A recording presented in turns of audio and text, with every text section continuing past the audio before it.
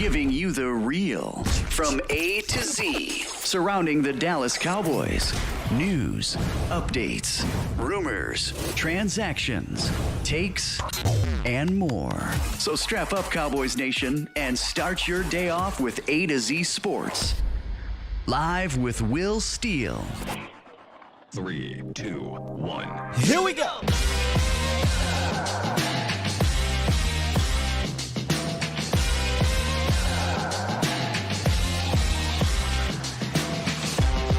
Good morning. Good people.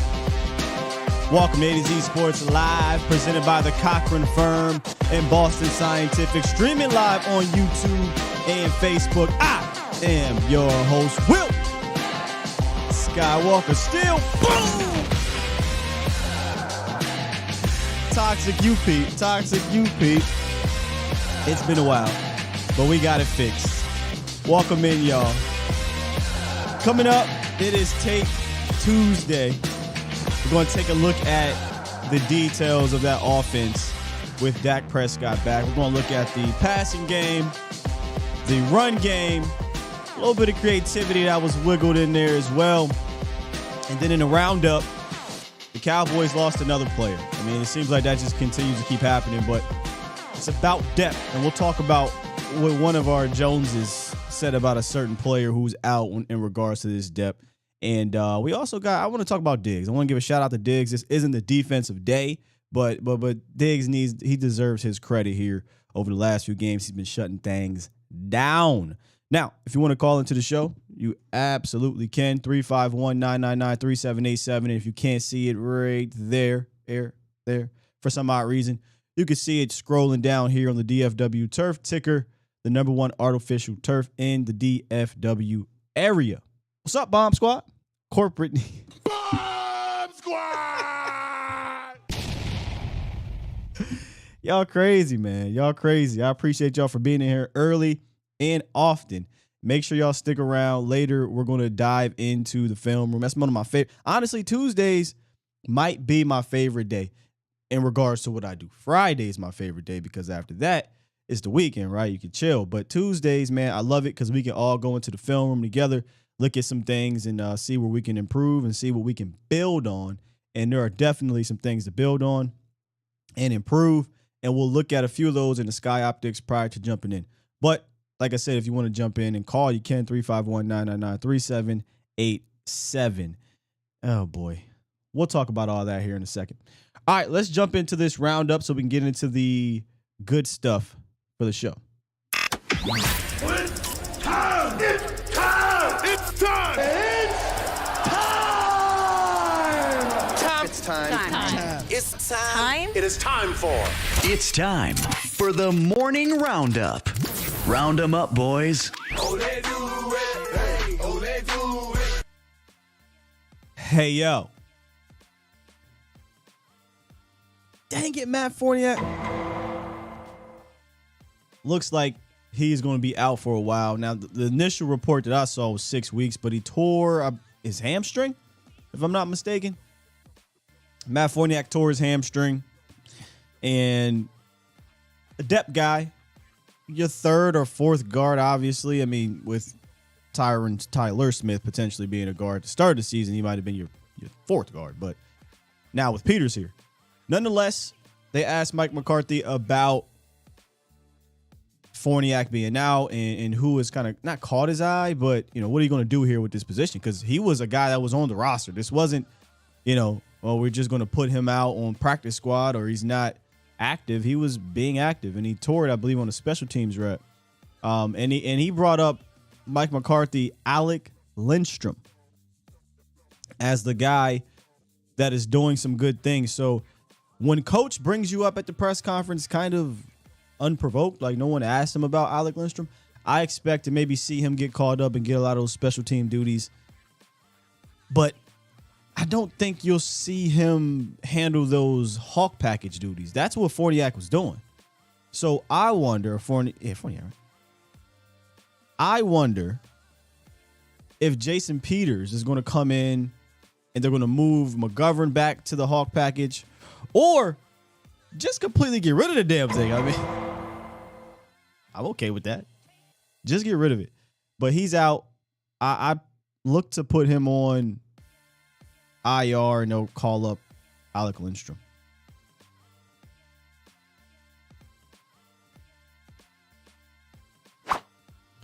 And this is what I mean by I wanted to shout out Trayvon Diggs. I mean, tomorrow is usually the defense because we'll take a look at the Bears, which they got a dub yesterday. Trayvon Diggs, it's so interesting. When he's not getting 7 interceptions in 7 games, the rest of the world don't really want to pay attention to what he's doing, but he's having an outstanding year. And aside from that Rams game, where really the one play that was the biggest play for him, the 75-yarder, he's been fantastic. Last week or on Sunday, in 32 coverage snaps, 1 catch, 6 yards, an interception, and a pass breakup. You were better off dirting the ball than throwing his way. And it's kind of been that way in general. 2.8 passer rating allowed on Sunday. 3 of his last 4 games, he's only allowed 1 catch. 1 catch in 3 of the last 4 games. And again, the only game that he's not been good, if you want to say that, is the Rams game. That a game where you held that team to 10 points. That's why with this defense, it's so interesting because we want them to elevate to be great. I already think they're an elite defense for 2022. We want them to go to the next level and all this. So we kind of nitpick at small things that we want to get ahead of because we've been here, right? Last year we were trying to, hey, we won, so XYZ doesn't matter. Well, XYZ showed up in the playoffs. But the defense has been so damn good this season. And I don't want to get numb to greatness. And I'm using that hyperbole, yes. I'm not saying Diggs is great. I mean, Micah. But there are some really cool things and great things happening that I don't want to get numb to, and Diggs is one of them, man. 17 interceptions over his first 35 career games. He is the fastest player in the last 40 years to 17 interceptions. Shout out to Trayvon Diggs, man. They got to say about him now. And then finally, started off with offensive line. We'll end with offensive line, and we'll come out of here talking about offensive line. I say Tyron Smith is still lurking because no one's asking these Joneses about Tyron Smith. These questions are about other things. And Stephen Jones was asked about the offense's depth. And this is what he said, quote, "As we all know, we've got one of the best tackles in the league who hasn't played this year, who we're going to have the luxury of getting back at some point in time," end quote. This is coming off the heels of Jerry Jones bringing up Tyron Smith last week. And it's a conversation I keep saying, yeah, we'll have this conversation down the line. We'll have it in December, maybe January. I don't know when or if he's even going to come back. I came out of that injury in August when it happened. Like, he's done. I'm no doctor, but just the way it sounded and who he is and how injured he gets, I'm just like, that's it, man. I don't see it happening. Come to find out afterwards, they like, we'll see him back. He'll be back. And I'm like, yeah, whatever. But the closer and closer we get to November and then December, the more and more the Joneses are talking. And how can I listen to how they're saying these things and pretend like he's not going to play at some point? He might not play long, but it sounds like he's going to play, and we'll have a interesting decision to make afterwards. I don't think it's that interesting, but I just think you do a domino. Yeah.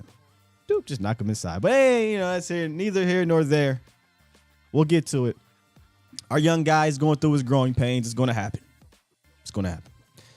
That is the morning roundup, Cowboys Nation. I want to spin that right off the heels of the roundup and kind of just jump right into the first word, because we started off with the offensive line, ended with the offensive line, and Kellen Moore spoke on the run game and the offensive line. I don't like when I say I don't like listening to Kellen, it's not because he's not saying things. It could be a boring press conference. It is what it is. But for those that watched the other show, he was doing some things at the end of that press conference that had me cracking up. But listen to what Kellen had to say about the offensive line play. He's going to bring up Noah, which stay tuned for my Sky Optics. I want to talk about Noah. And he brings up Terrence Steele and Zach Martin over there and talks about what we said a few weeks ago, where we said these body blows matter. They absolutely matter. So here's the first word, Kellen Moore. Talk about the running game and particularly Zeke and how he got it going, coming back from an injury, his physicality, the way he's running with. Zeke and Tony are doing an awesome job. O-line, kind of the whole aspect of tight ends included, everyone. Noah Brown, I mean, how many times Noah Brown got in there and got dirty in some run game stuff, which was big for us. Those guys are playing really physical, and it's a little bit of a body blow mentality. It's you keep going at it, and eventually a couple pop. And so I think that's a great example throughout that game. Zeke ran really, really physical. He got the jumping back into him a couple times, and he must have been feeling good because he was doing that. And TP popped a couple, and so we love what we have with both of those guys to be able to utilize both of them. And Tony had probably the most snaps he's had all year with 41, and so both guys are getting more and more opportunities, and we feel good about that. Obviously, the run game, it's more than just these two guys, but what sort of combination are you seeing Terrence and Zach form on the right side of your offensive line? That's a big part of our run game, is how many times can we get those two guys together in double teams. And so defense is going to do different things to try and manipulate that, and we understand that. But anytime you can get those two guys together on a defender working up to a second level defender, usually good things are going to happen. And those guys have really been doing it for a couple of years now, anytime Terrence was in there. And so those guys are really, really powerful in the run game. They're very different players, but how do you see them work in unison, kind of maybe highlight some of the skill set that makes them so effective together? Well, I think both of them come off the ball really, really well. That's a secret sauce to Terrence, I think, at right tackle, because those tackles, when you're coming down on essentially a 3 technique, that guy has the leverage advantage on you, and so when you can get off the ball on the cadence, that's huge, and that's one of Terrence's secret sauces. He does a great job with that, and then when those guys, they work in tandem so well and they're so coordinated, I think the way they leverage it and handle those double teams, they do such a good job of it, and you can see it. We joke when 330, 40 pounds, whatever, or 600, when you combine the two, Why are y'all like this? That's really powerful. Why are y'all like this, man? I'm trying to show Kellen Moore. Trying to be serious here, man. He's saying some things, and y'all talking about Kellen Moore look like he work at GameStop. Kellen Moore wears wigs for play. Come on, man. Let's be nice. Let's be nice. We don't have to go there. I mean, you're not wrong, but you didn't have to say it. I mean, good Lord. You didn't have to say it, Cowboys Nation. Come on, man. Let's just go ahead into my Sky Optics, man. Because he mentioned some things that I was noticing as well before I even listened to Kellen Moore speak. I was watching the film yesterday, and I just kept saying to myself, God damn, this is Noah Brown, man. This is 2 weeks in a row, by the way. They use Noah Brown like a extendo tackle. I mean, he is used as the point of attack blocker more than I've ever seen him. More in his career. And I have here, Noah Brown is more run blocker than ever before. And that sounds crazy, right? Because you would think, well, when Noah came in before, he was run blocking, sure, but that was only like 5-6 times a game. He's doing this a lot. And I think Noah has the toughest ask at the wide receiver position. I don't think anyone on his team can do what they're asking Noah to do, which is why I don't think it matters when James Washington comes back. I think Brown is going to be your wide receiver 3, and that is what it is. It also may be a reason why they might not add another feature type of wide receiver. They got their 2 feature guys, which Kellen also talked about. We got to get Michael Gallup more involved, and we'll break down a few plays where Gallup could have got the rock, but there was nothing really schemed for Gallup like it was schemed for others. And he said we got to make sure we get him, and I hope they do that moving forward. But I don't know, man. The way they use Noah, and I said this, I think it was last week, when we were talking about potentially having James Washington back, I just don't see James really doing anything to take his spot. Maybe he gets 10 snaps or something, but they're asking Noah Brown to do so much at the point of attack in that C gap. Sometimes a little bit too much for me. Unless you're going to run a wrinkle off of it, which they did in Philly. I would like to see him do some more action off of it. They didn't do a whole lot of that. And it worked. Like, Noah's so good. He understands leverage. He's the best run blocking wide receiver you have. But then also there were times where you saw them motion in. I think it was number 5 or maybe a linebacker, whomever. They saw, okay, he's lining up here outside the tackle. I'm just going to blow him up. And there was a few times where the running back had to kind of redirect because there was a car accident caused back there because Noah Brown is not a damn lineman. You know, what you want Noah to do is get in the way, seal it off, then get physical. Noah's asked to kind of get physical right away. And he's a physical dude, and he does a decent job at it. But I don't want my receiver doing that time and again, because all I'm going to do is what number 5 did half the time. Just put my shoulder down, blow you up, and just make somebody redirect. But, yeah, he's more of a blocker than ever, Cowboys Nation. Something else I noticed, and I noticed this kind of even before I even put on the tape. Detroit reverted to that shell coverage. They reverted to that shell coverage. I don't think we've seen this much shell since week 1. Here's the difference, though. I think the Cowboys did a much better job of settling down, and I say Cowboys more so Dak, of settling down, taking the check down, taking the comeback, hitting the tight end, and then taking advantage and hitting those handful of opportunities that we talk about a lot, right, within it. And another thing that you kind of could be encouraged with is it wasn't always just, hey, too high, here we are, we're showing you it. There was some disguise to it. And whatever, if I was a Detroit fan, and I understand our offense hasn't been the greatest, but if I'm a Detroit fan, I look at this as, hey, we went into the bye week. We said we were going to try to fix some things up, simplify some things, and that helped them tremendously. They definitely were not doing a whole bunch of craziness like they were doing prior to the last few weeks, and it paid off for them. It made the Cowboys matriculate down the field, and they were doing that.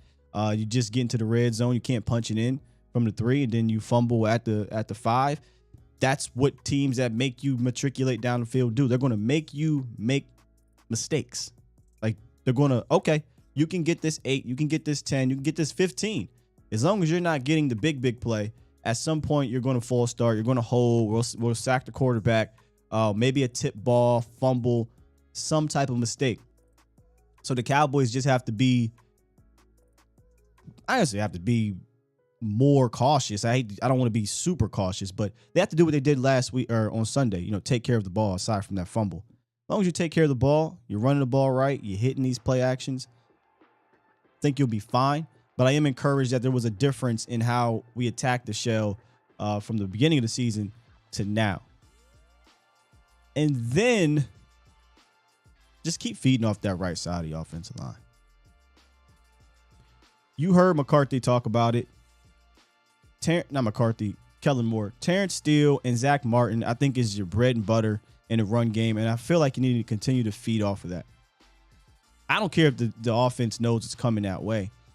I would much rather, and we'll look at a few plays, I would much rather, instead of getting cute or tricking or any of that, if I'm going to get a pitch outside or anything, let Zach, let Terrence, let them get on the move. Let them get to the second level. The down blocks are ridiculous, and we'll take a look at that in the film.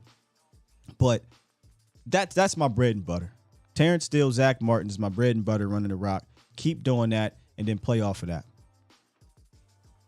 But I mentioned play action a few seconds ago, and it continues to be money for the Cowboys. Shout out to my guy John Owning for getting the statistics for you, boy. Dak Prescott went 11 of 13 for 121 yards and a touchdown with play action versus Detroit, meaning he used play action on 50% of his dropbacks. Remember when we ran play action, I think it was like 15 times against the Giants, and I said, please go back continue that when Dak gets here because he is extremely efficient out of it. 11 for 13. And he was 10 for 12 afterwards. No. 11 for 12. I'm sorry. 11 for 12 after the very first play. And we'll take a look at that first play. So, that is the bread and butter, I think, in this offense because we've, I think, established, and I know, listen to me, we have established an identity. Now we just have to figure out that process within our identity. What works best for us to get to where we want to go within that identity. But last year he used play action around 25% of the time, or not last year, in previous seasons, John said he hovered around it. So from 25% to 50%, I'm not saying that you're going to be 50% every game, but play action works. It works for Dak. It works for Rush. It works for this team because we are imposing our will, per se, in the ground game. We're making teams have to respect, and I'm always leaning back to this. And if I was Kellen, if I was the offensive line, if I was Mike McCarthy, if I was Dak, I would always play this in my head. Devin White telling us, the world, we knew y'all wasn't going to stick to the run. We didn't care. We knew what y'all was going to do. We didn't care. Oh, you don't care? We're going to make y'all respect it. And I think you're seeing that throughout the season. We are making teams respect it, even if you're 1 for 4 running the ball on 3rd and 2. You're still making teams have to respect it. And when you do play action, they have to come up and you get opportunities behind it, man. So stick with it. That is the number one most efficient aspect of the Cowboys offense to me, even more so than the running game. It's the play action. Y'all got to stop, man. Y'all got to stop. Let's get into this chat real quick. I'm trying to read some comments, and all I'm seeing in here is Kellen Moore. Okay, Brandon Wiggins. He says, outside of 88, our wide receivers don't separate, so the more play action boots we run, the better. Fair. That is fair. And you're going to see a play, man. And we'll get to the film. Lamb isn't the greatest route runner, but when Lamb is like, all right, I know this is coming to me, and it's one of those plays where it has to develop a bit. Speaking of like the dino route or the post corner, he runs it well and he gets open. You'll see at the end of the film session here, or in the middle of it, wherever it is, he got open because he routed somebody up, but sack. But yeah, we don't have those guys. Noah's not a separation guy. He's quicker. He's better. He's not a route guy. He's more your physical possession dude. And we know Michael Gallup, he's never been that. And he's still, there's a play, we'll see it in the film, where it's like you can see Gallup kind of laboring to get where he wants to get from his stem. But there's also a play where it's like, ooh, broke my man at the line of scrimmage. Great route at the line. Well, great get off, I should say, at the line of scrimmage. But yeah, it's not like we got a bunch of those dudes, which is why we've been talking over the weeks. If I were to go get a guy offensively, it'd be one of those route up type of receivers. But I don't think it's going to happen. So like you said, more play action, more scheming guys open, and go from there. Rico says straight up, Lamb's going to turn up now that Dak's back and Gallup will get them burners going. Gallup ain't got no burners, Rico, but I appreciate the enthusiasm. You know, he has to get open via scheme, be honest with you, kind of looking off the safety, which we'll look at. There's 2 opportunities. Gallup could have a touchdown on one, but we went to Noah for like 15 yards. And then I think there was another one where the safety took Dak off of it immediately. And then the route that I love, the over route with Kevontae Turpin, took that safety, and you could add Gallup, but you got a nice little completion to TP. But other than that, there really wasn't much there. And there was nothing. I don't think anything was schemed to Michael Gallup.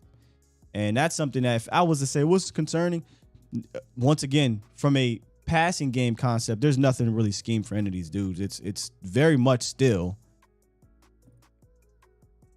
I hate to use the word committee, but it's very much still a system offense as opposed to get it to my playmaker offense. That has not changed. Link said Gallup looked done. I just think it's his knee. That's all, bro. I just think his knee is, it takes a year to get going. But yeah. Steve said Washington will make an impact. We are a time release pill. I'm gonna wait and see approach for Washington. I was very excited about his addition early because he could have been kind of that slot guy, tough guy, can get up the seam, can do some yak things, actually can get deep. He plays like Gallup deep, just smaller. And then he got hurt, and now I'm seeing how they use Noah Brown. I'm a bit skeptical, Cowboys Nation, on how do you incorporate James Washington into what you're doing now from an offensive identity standpoint. Like, how do you incorporate him in that? Especially if they do more stuff with Kevontae Turpin. Like, I'd rather get Kevontae Turpin going, Steven. So I don't know how you involve him. If they come in here and now Turpin comes off the field, he's only getting like 6 snaps a game anyway, which I think is crazy that he's not being featured. But and they take Kevontae off the field for Washington, and he's just getting those 6-7 snaps, and they're not really doing anything with him, then what's the point? I'd rather you try to figure it out with Kevontae Turpin. He said, now we have too many targets? No, that has nothing to do with targets. It has to do with usage. Let me repeat that. Getting Washington back and figuring out how to put him on the field has nothing to do with targets because Kevontae Turpin's not getting those targets. Michael Gallup wasn't even getting a ton of targets. You're only throwing the ball 25 to 28 times a game. It's about usage. And Noah Brown, I don't think is coming out the game because of how they use Noah Brown. Noah Brown is being used as a move guy, as a down blocker, as a post-snap action guy, as a possession dude too. So you're not going to are y'all taking out Noah Brown for James Washington? Let me ask y'all that. I'm not the way they're using Noah, and it's successful in how they're using him from a running standpoint. James Washington ain't getting busy, in the blocking department in that way. So I don't think it has anything to do with targets. But I see where you're trying to go. I know how you are though. It says even Amari didn't get. Well, if Amari was here, I'm pretty sure he'd get the targets though. All right, before we get into that, yeah, Tino is. Before we get into that, forgot yesterday to get to my guys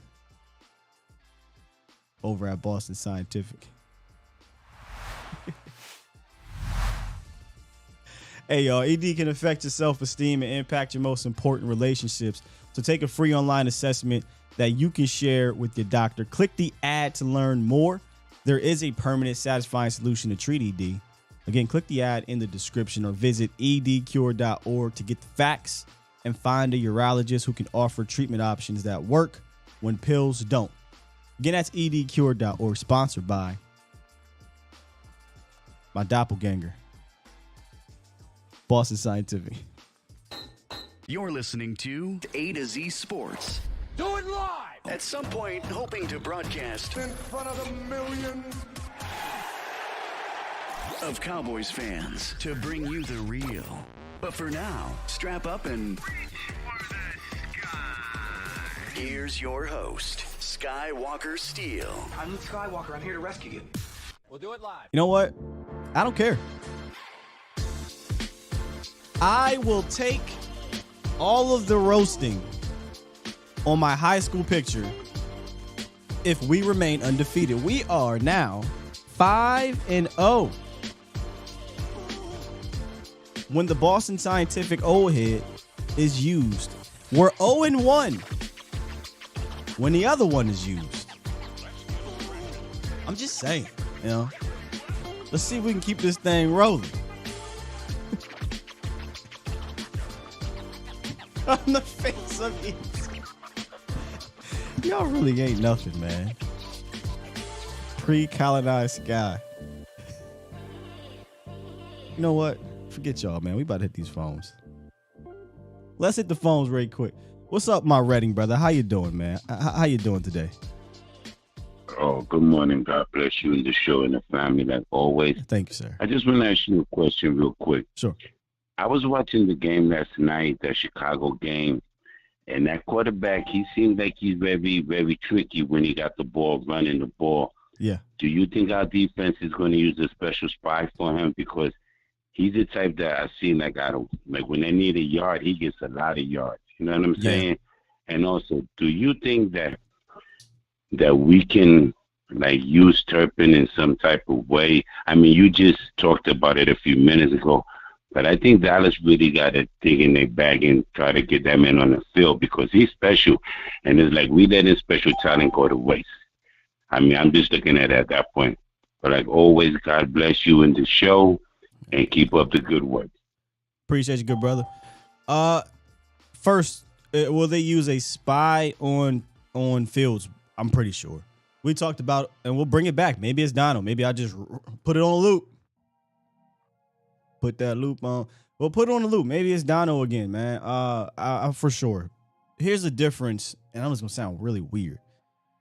In the Eagles game, Hurts didn't really run.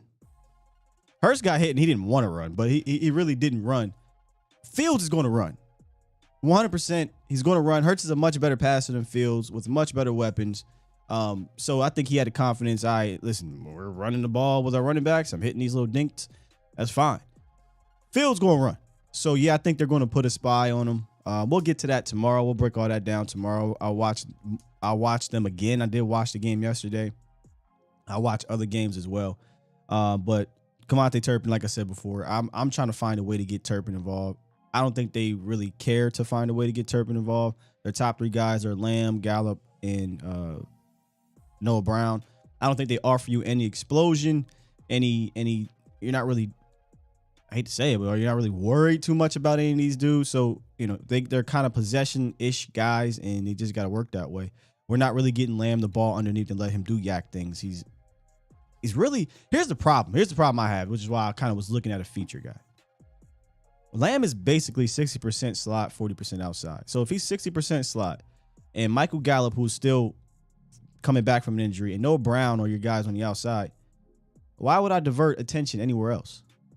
Why would I divert attention to any of these dudes in general when I say the outside guys? But when you have a guy out there like the Amari Coopers of the world, they make you shift your coverage or put a bracket around or a bubble or a double or whatever.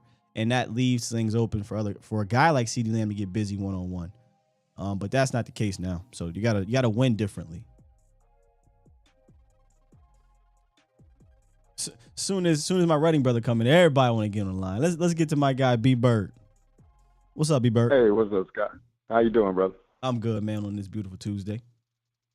Hey, so I was on the Turpin bandwagon when they first signed him. I really like a wide receiver with some speed and, a guy that could take it to the house, even on if you miss a tackle or whatever.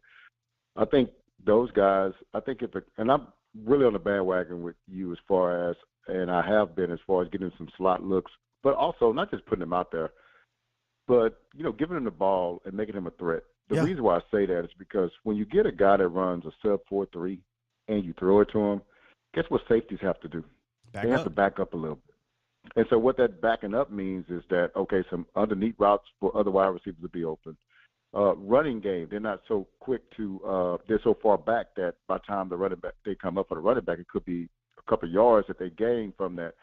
But you look at Tyreek Hill and what he did for Kansas City. It wasn't just he was explosive, but it wasn't just that. It was that the defense had to fear him, man, and they feared getting done over over the top. And so what I'm saying is that I would love to get that in there because I think you got a lot of wide receivers that are similar. They're okay speed, your possession, guys. But I always think that you should have a variety of type of receivers. Yeah. You have that on this roster, but they're just not using him right now. And I don't know if they're afraid of his size, getting hurt because he's so valuable at the kicking game. I was thinking that because me and my son was talking about that at the game the other day. I don't know if they value him so much in the kicking game that they're afraid to get him hurt. But I tell you, I think he brings a lot of value as far as if you put him in a slot or put him outside and make him a weapon that they have the game plan. Yeah, you put him in a slot. And when you brought up Tyreek Hill, what makes Tyreek is a freak, period, right? And his speed deep is what people fear most. That's 1A.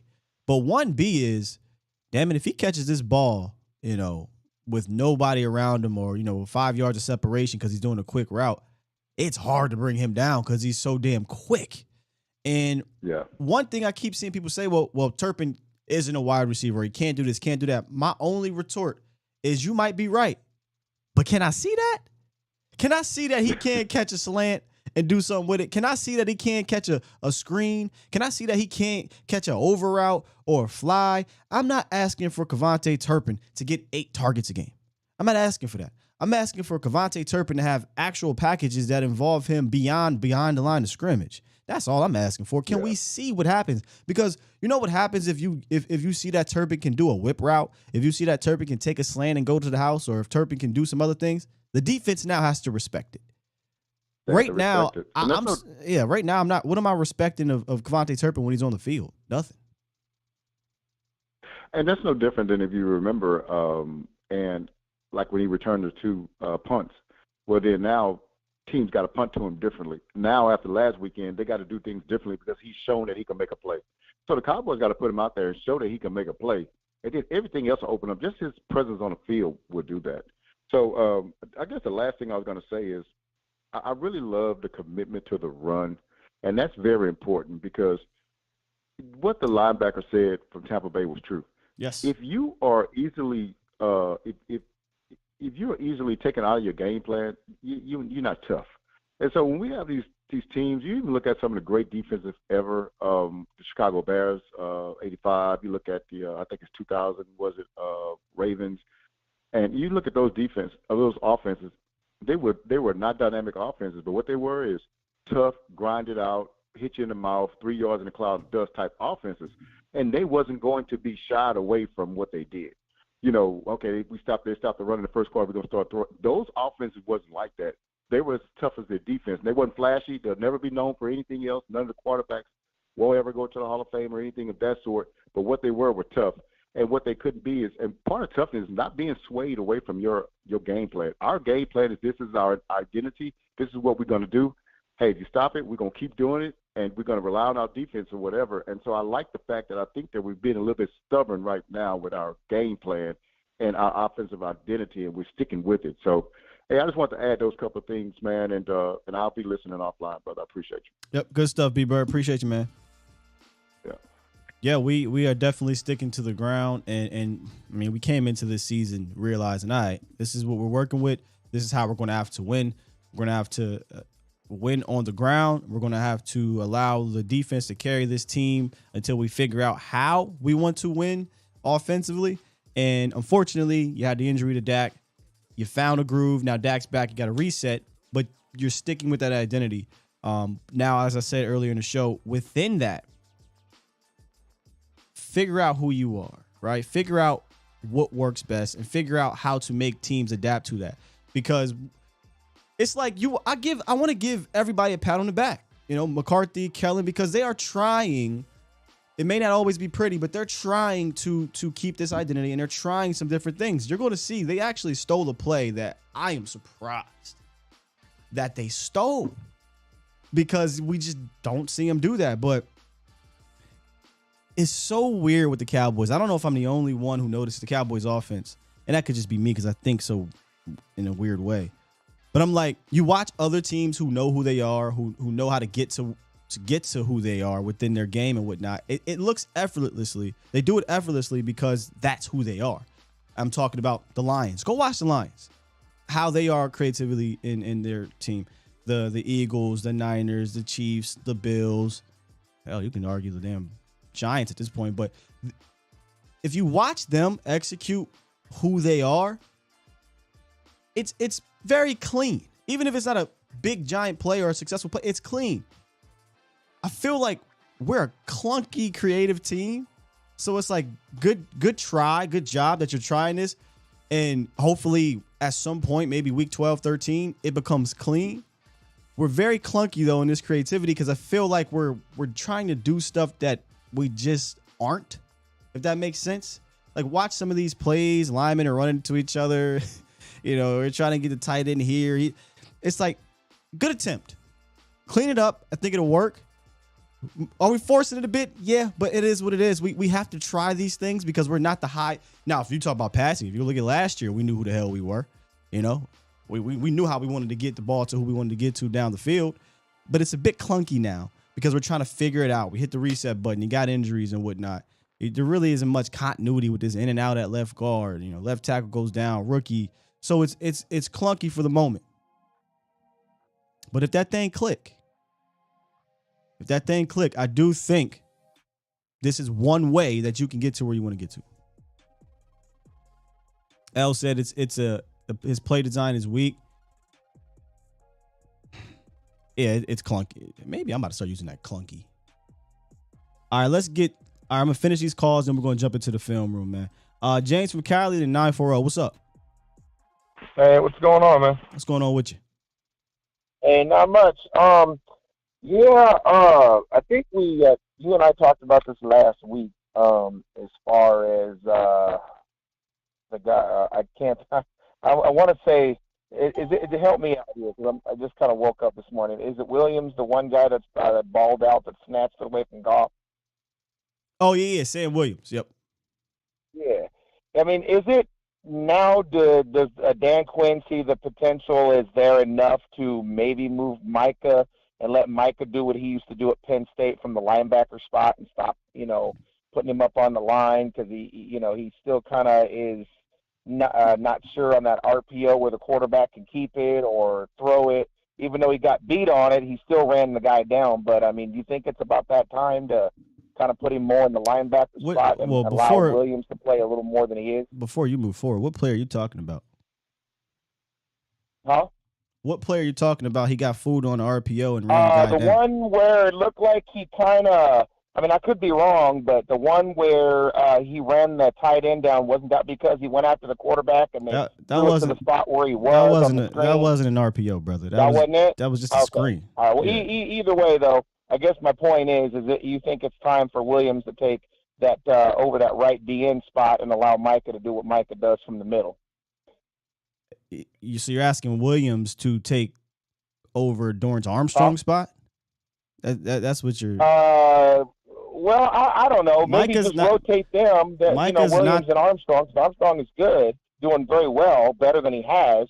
But I'm just saying, I think Williams I like it better with Micah playing as a linebacker. Right, that's where you want to go. I think you're getting to your point wrong. Williams has nothing to do with putting Micah at linebacker and playing right defensive end. That's Dorrance Armstrong's spot. Yeah. You have a healthy rotation over there between Dorrance Armstrong, Sam Williams, Dante Fowler. Again, the reason why I want like this is put it on a loop. This is a conversation we are going to have, it seems like, every week. Yes, I would like to see Micah play more linebacker. Yes, I think we have enough depth at defensive end to allow him to do that. So, I mean, more. Yeah, I'm all for more linebacker. The only other quick thing I have for you, Will, is, I mean, we know the Cowboys. I've been a Cowboy fan for like 40 years, man.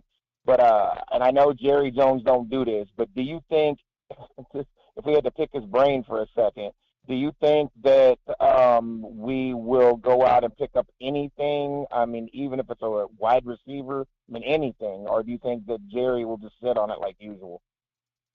History says no. But, man, he says something really, really interesting about Odell Beckham. So just keep your eye on that. Yeah, that would be nice, my friend. That would be very nice. But you said you was at the game. Were you at the game this last week? No. I mean, I'm always across the street from the game, but I wasn't at the game. Oh, okay. Yeah. Okay. All right, man. Well, like I said, out of all the Cowboy content, man, I know there's a lot of other guys out there that do a good job, but, man, you and Voch at the top of the line. I mean, I appreciate that. We appreciate that for Voch. Oh, you're very welcome, man. We appreciate you for bringing us all the good content. Thank you, good brother. All right, 940. Let's end this before we get into the film room. What's up, man? What's up? Will, this is Sonny Sim, man. Listen, man. Go ahead, Sonny. Yeah, that was me yesterday. I feel like we got two different Sonnies, man. I this can't be the Sonny that I'm thinking of. There's got to be another Sonny. I'm the guy. I kind of break down 3 or 4 different positions of things that I see need to be happening. Well, I'm kind of miffed at how these talking heads are about Dak. He has 70% of his passes completed but somehow he stank it up. I'm trying to figure that one out. Somebody said he stank it up. I mean, they're talking like, he played in the confines of what they set out. Correct. Yeah. You know, I mean, he did what they wanted him to do. He did things, of course, that his backup could not do. I mean, let's be real. And I went and looked at that film that caller was talking about, where it looked like Dak threw into triple coverage, and he was right. The other outside receiver was he could have. So way he ran the route. Just hold tight, Sonny. Hold tight, Sonny. We're going to actually look at that. Excuse me. Look at that play. It was really a bad concept. But it was a bad concept. But that was also mental rust. Like we'll talk about it. I see what Dak was looking at, and boy, if we had a better concept from a passing, that would have been a 90-yard touchdown or whatever it was, 85-yard touchdown. But you still that's the part of the mental rush, right? Where you're like, all right, listen, yeah. I try to get aggressive. I don't really need to do that. We got the defense. We good here. And you saw him settle down after that. But we're going to break that play down specifically. I actually think, man, what a great play by the safety, too. Yeah, but it was a beautiful throw. It wasn't like... it's 6 if the safety doesn't... If the safety has to stay occupied with Michael Gallup, that's 6. Yeah, absolutely. Absolutely. So, yeah, I mean, but it's not like an errant throw. It was just it was a bad decision. The concept was funky. The way it was put together. Yeah, but it was a bad concept, but it was also, I hate to say bad concept because you had the hooks, and we'll talk about it. But it was a bad decision more than anything. You didn't need to do that. Just take the hooks. I think he was frustrated because of the penalty, and it was 2nd and 20. He tried to get it all back. Right, and that's true. And he knows that he has the ability to drop it in there. That's the problem. Mm-hmm. And yeah, he's trying to get it all in one bite, and that's not being patient. The game is just getting going. You don't have to get it all at one time. That's the truth of it. Yeah. Yep. Yep. And that's something he talked about. He said, I got overconfident. I got to guard myself against that. We don't need to do that. We got this defense. And you never really heard him talk like that in previous years. Like, we got this defense and we don't need to. So yeah, he know what's up. Yeah. Oh, yeah, you're right. Yeah. I mentioned Sam Williams yesterday, but really, dude, Sam Williams, man, that guy and right now he's really playing a little tepid. When he just opens up, this guy is going to be a beast. He's going to be 2.0, Lawrence Taylor, 3.0. Whoa. We got a good situation going on, dude. Maybe I'm going a little too far. That's all right. I don't think he's going to be LT, but I love the enthusiasm that Sam is bringing the nation because what I love about Sam, and I got to find a different word. Y'all can help me out. He got a little dirty to him. Yeah, he got some nasty to him. He wants to dump you on your head, take your head off. And I just feel like, you got a couple of those at different levels of the field. It makes all levels dangerous. All levels become dangerous to come across now. That's exactly right, man. I like what DQ is doing. I like the way he's putting it together. But hey, man, I appreciate you. Yeah, thanks, man. Good call. Yeah, there's no way that is the Sonny that I'm thinking of and that y'all thinking of. This Sonny right here. That's a whole different Sonny. So we got 2 Sonnys. I'm gonna have to save one Sonny and then the other Sonny. I think it was CJ said Sonny in my jaggalay voice. All right, let's hit this film room, man. I want to talk about that play. Because it's weird.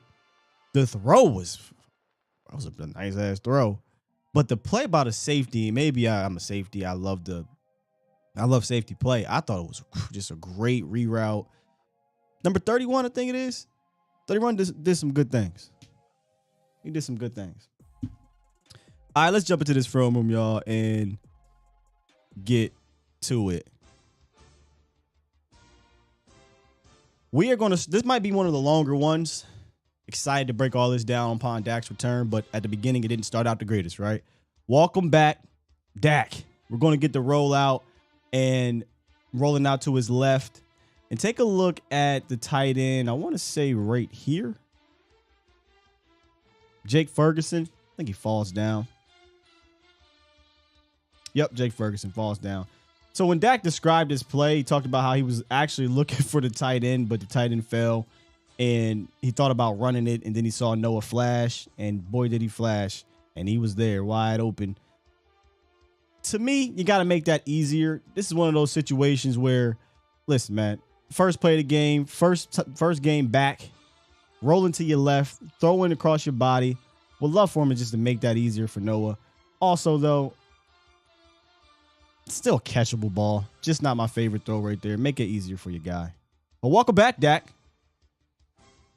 2 plays later, after second down, was stuffed.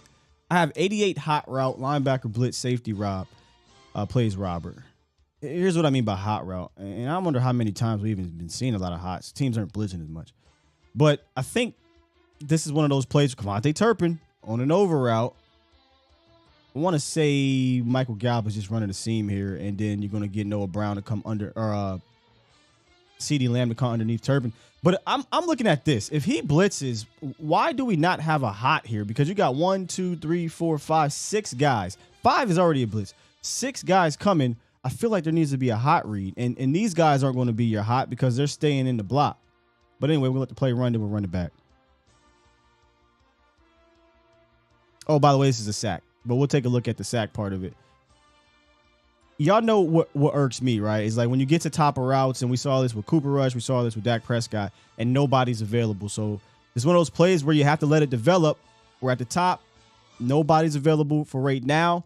This safety is playing robber against who? Double team. No, CeeDee Lamb. So, okay, now we got to let this develop. We can't let it develop because now we're getting sacked. And by the time this kind of breaks open, which it breaks open right here in a way, it's far too late. You got the sack. The safety plays a robber. The reason why I said hot, because if I'm seeing that he's blitzing, I feel like you need to cut this short and make yourself available because there's nobody else available on this blitz. And you get the sack. And let's take a look at it from the other play. And let's see why they created this sack here. Honestly, you got 7 on 6. There shouldn't be a sack. You're going to get a weird game. I don't even know if it's a game, just a weird situation here with Malcolm Rodriguez. But this is why this was a sack. Tyler Smith just gets beat here, and then there's really nowhere to step up because 34 comes. I would like to see Dak not put that ball in harm's way. Just take the sack, brother. Just take the sack. But good play here by Aiden Hutchinson. Gets grown man on Tyler Smith. I mean, the way he swipes away Tyler Smith's hand and then gets a rip move on him. They're going to meet at the quarterback here, and there's just nowhere to go with the rock. Take the sack. Just take the sack, bro.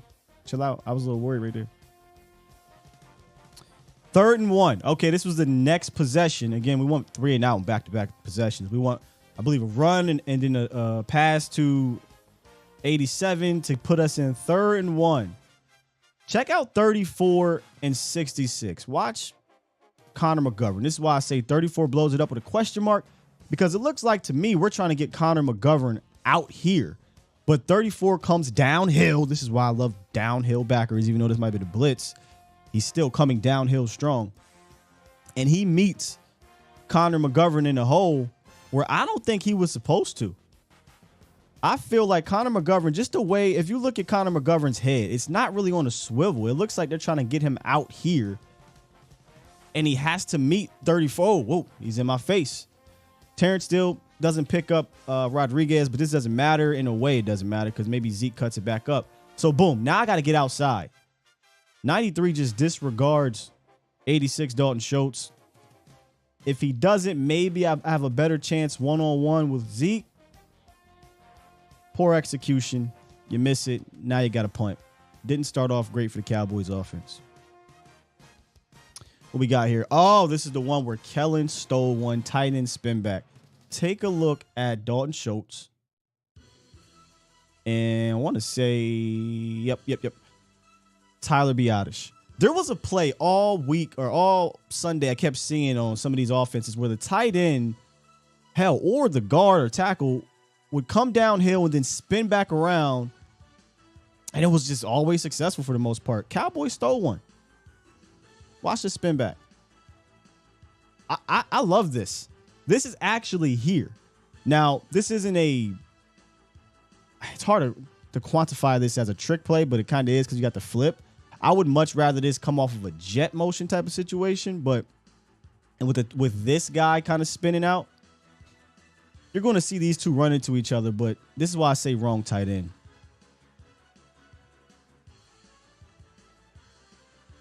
Oh, Dalton Schultz. Dalton, you got to understand your guy. Dalton Schultz's knee is messed up. Watch how he kind of just hop skips and allows 24 back inside. Now let's run this back. Kevontae Turpin is setting this up. Turp knows, okay, boom, I'm a fake it inside and come back out. But because I can't come back out now, because 24 just knifed inside. So now I just got to get what I can get to put my head down.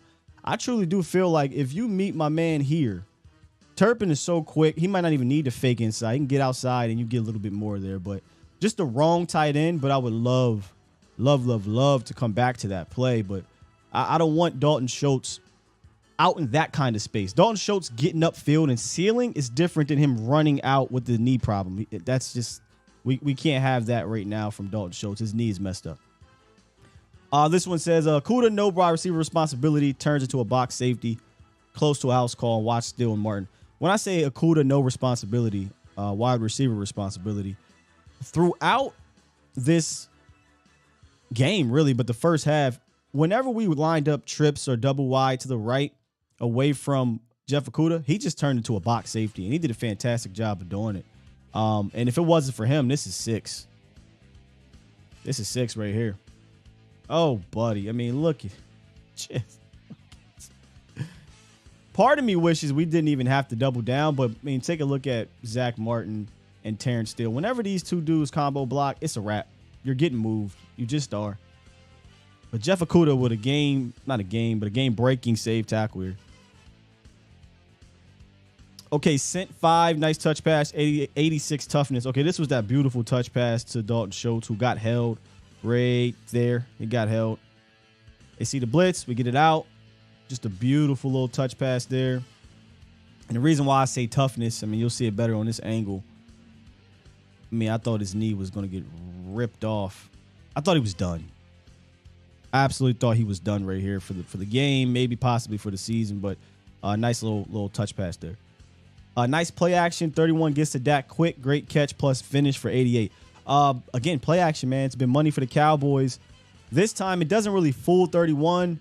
He doesn't pull up too much, and he gets a clean look on Dak rolling to his right.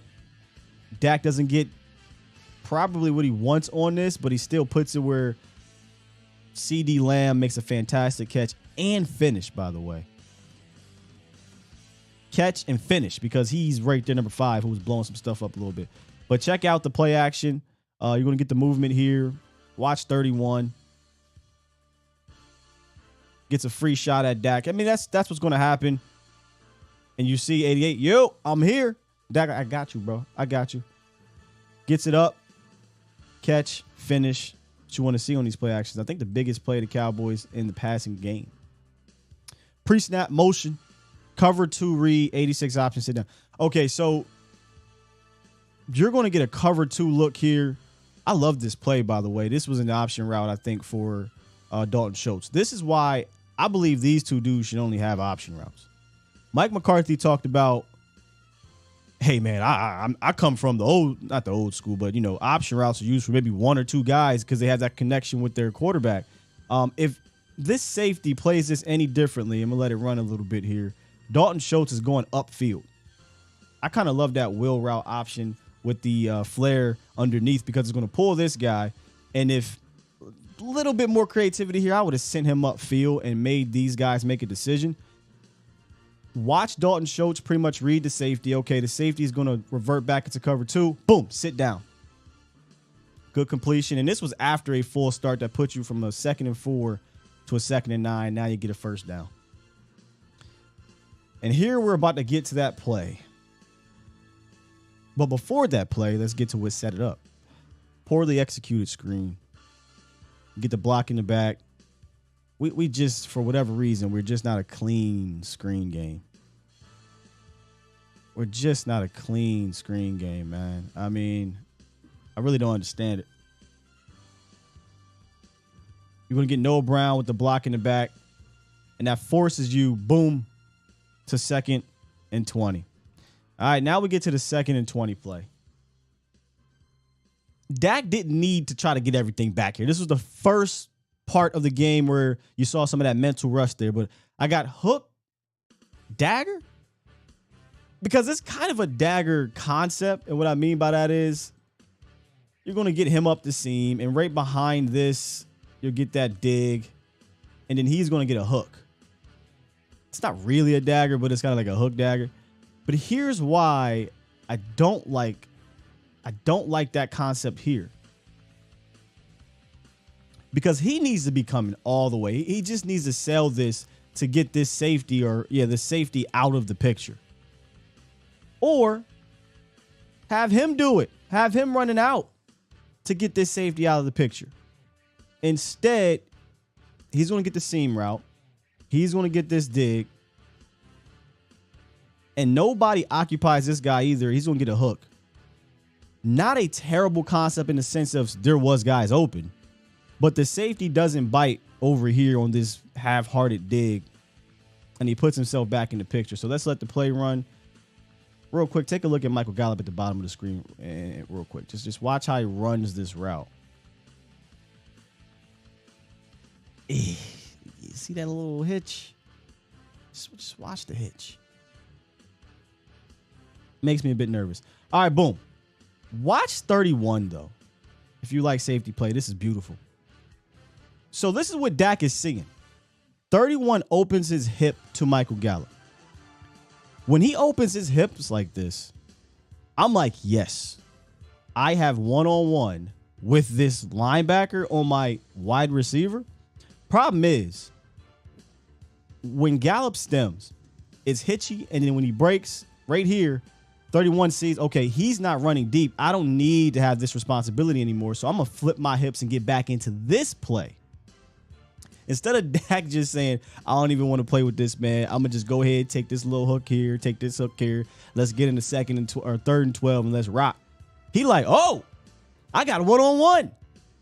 No, sir. 31 flips his hips, gets back into play, and makes a fantastic play, man. If you're in the safety play, I love this play by 31. This is just good film. Read it, flip back, get back in motion, break up the play. Now take a look from the other angle. This is what I mean by if 31 doesn't get back in that play, it's 6. This is to the crib, bro. This is to the crib. 34 can't make a play on that ball. He's not. It looked like he got there, but from this angle, it shows you he did not get there. And this is to the crib. But I would kind of come back to that in the film room and say, okay, how can we make this a little bit easier on everybody? And then also, if you look back when I said mental rust, meaning don't need it. Dak talked about the aggressiveness. I didn't need to put that in harm's way. Counter pull hits. 21 gets tripped up. 4 holds the defense in. Watch our guy, Tyler Smith, get on this pull. You're going to get a Ezekiel Elliott counter step. And then because Dak is back, he's going to hold Aiden Hutchinson. Now, if he doesn't get tripped up, this is an even bigger play. But he does. But this is what Dak Prescott does for you, man. He doesn't even run anymore. And I don't know why teams respect it, but he doesn't run anymore. But that's going to hold the defensive end, and he can't crash down. If he doesn't get tripped up, it ain't going to the crib because it's Zeke, but it's another big play here. But a nice little game. Okay, once 13 or 85 over here doesn't get it, again, they're going to drop in this little shell. 86 finds the soft spot. This is that relationship you have. Sits down, gets the first down. This is the settling in part, right? Okay, they're not going to give us what we want. We got to settle in. I'm not trying to take these crazy shots. Just getting through my reads and dump it down. Play action is money once again. Look at this pocket by the offensive line real quick before we get to the hit to 88. And just a beautiful pocket right here. You hit 88 in stride. You keep it moving. Play action is money. 11 for 13. Another concept that this could have a double entendre here, throw it away. A double meaning, I mean. Fake screen, they didn't bite on this. The Cowboys ran a fake screen that I like, and it was a two-way fake screen. This is just a one.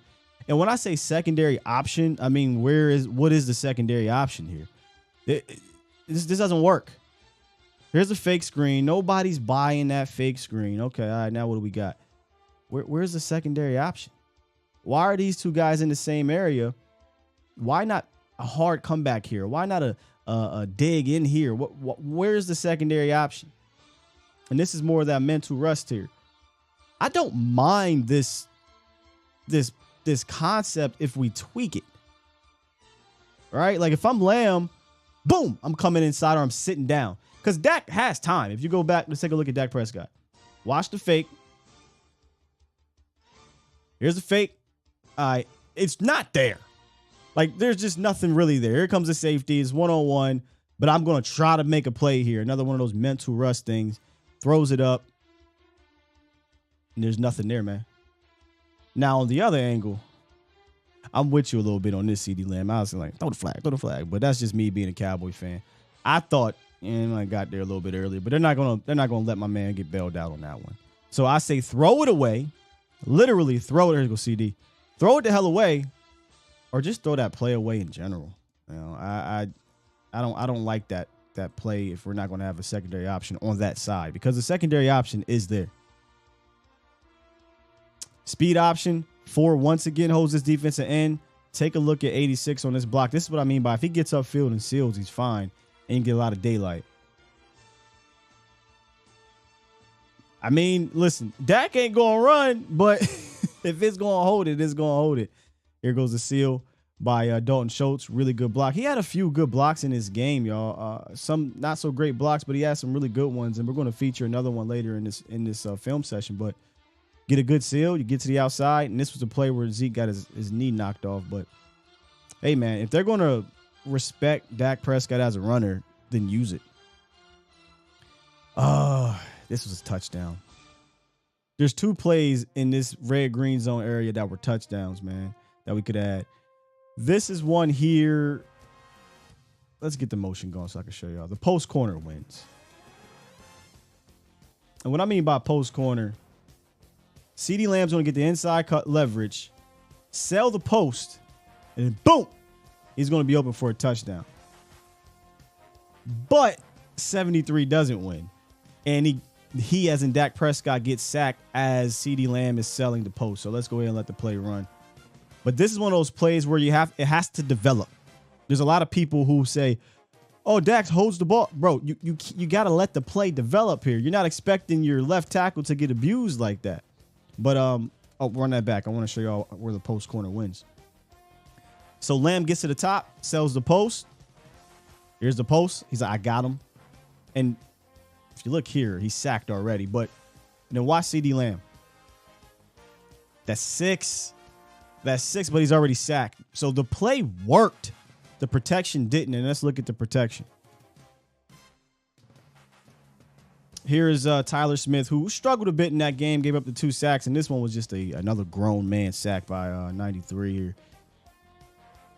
And you got to look off the safety, and that's what Dak does here. He's going to look off the safety a little bit, hold him. Now I'm going to come back, and I'm already sacked. So shout out to number 93, but this is a manly, just pushes him back there and one-arm sack. But don't ever go away from those dinos and those post corners in that situation. They've been kind of money for the Cowboys. You just need the protection to hold up. That's all that is.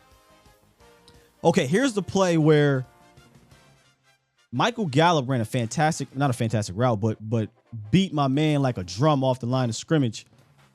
But the first read was left. And because the first read was open, he didn't come back to this. Me personally, no offense to Noah Brown. Maybe he's looking for CD, but CD runs kind of a flare here. I'm looking for Michael Gallup, but that's just me.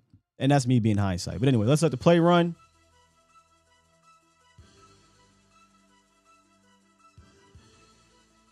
You got Noah Brown on the slant. There's a lot of daylight. Oh, my bad, y'all. There's a lot of daylight here. Tons of daylight here. But boy, to just see Michael Gallup. Watch Michael Gallup off the line of scrimmage right quick. Whew. He's done. He's beat. I think this is 6. I mean, just throw it up here. Just go get it. And it's a touchdown. But the problem is your first read is open as well. That's open in the NFL. Gets it to him. Unfortunately, it gets flipped and he fumbles. But I have previous pressure because I'm wondering, now that I think about it out loud, and it's not really the pressure, but the sack happened, I think, a play before.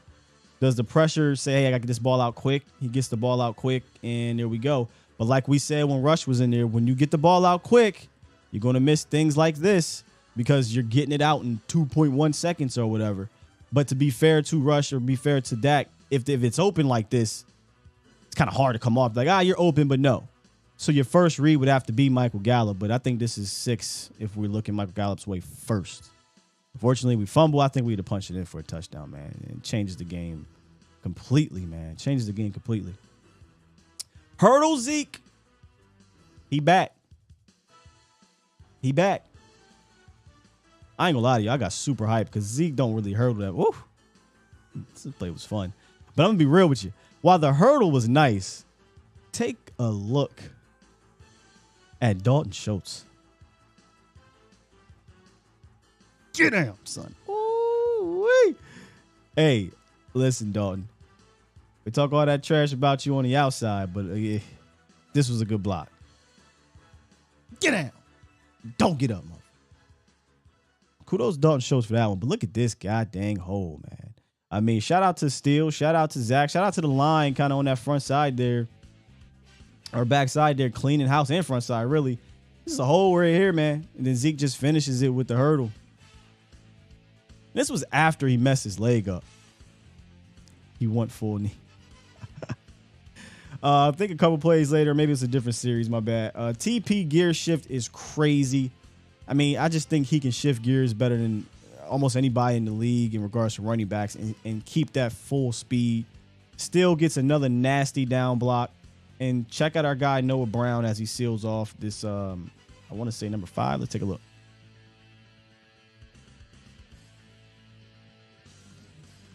Yep, number 5. I mean, you can't ask for a better lane right here, but watching the back here, again, Terrence Steele, Tyler Smith, I still would take this as a dub, but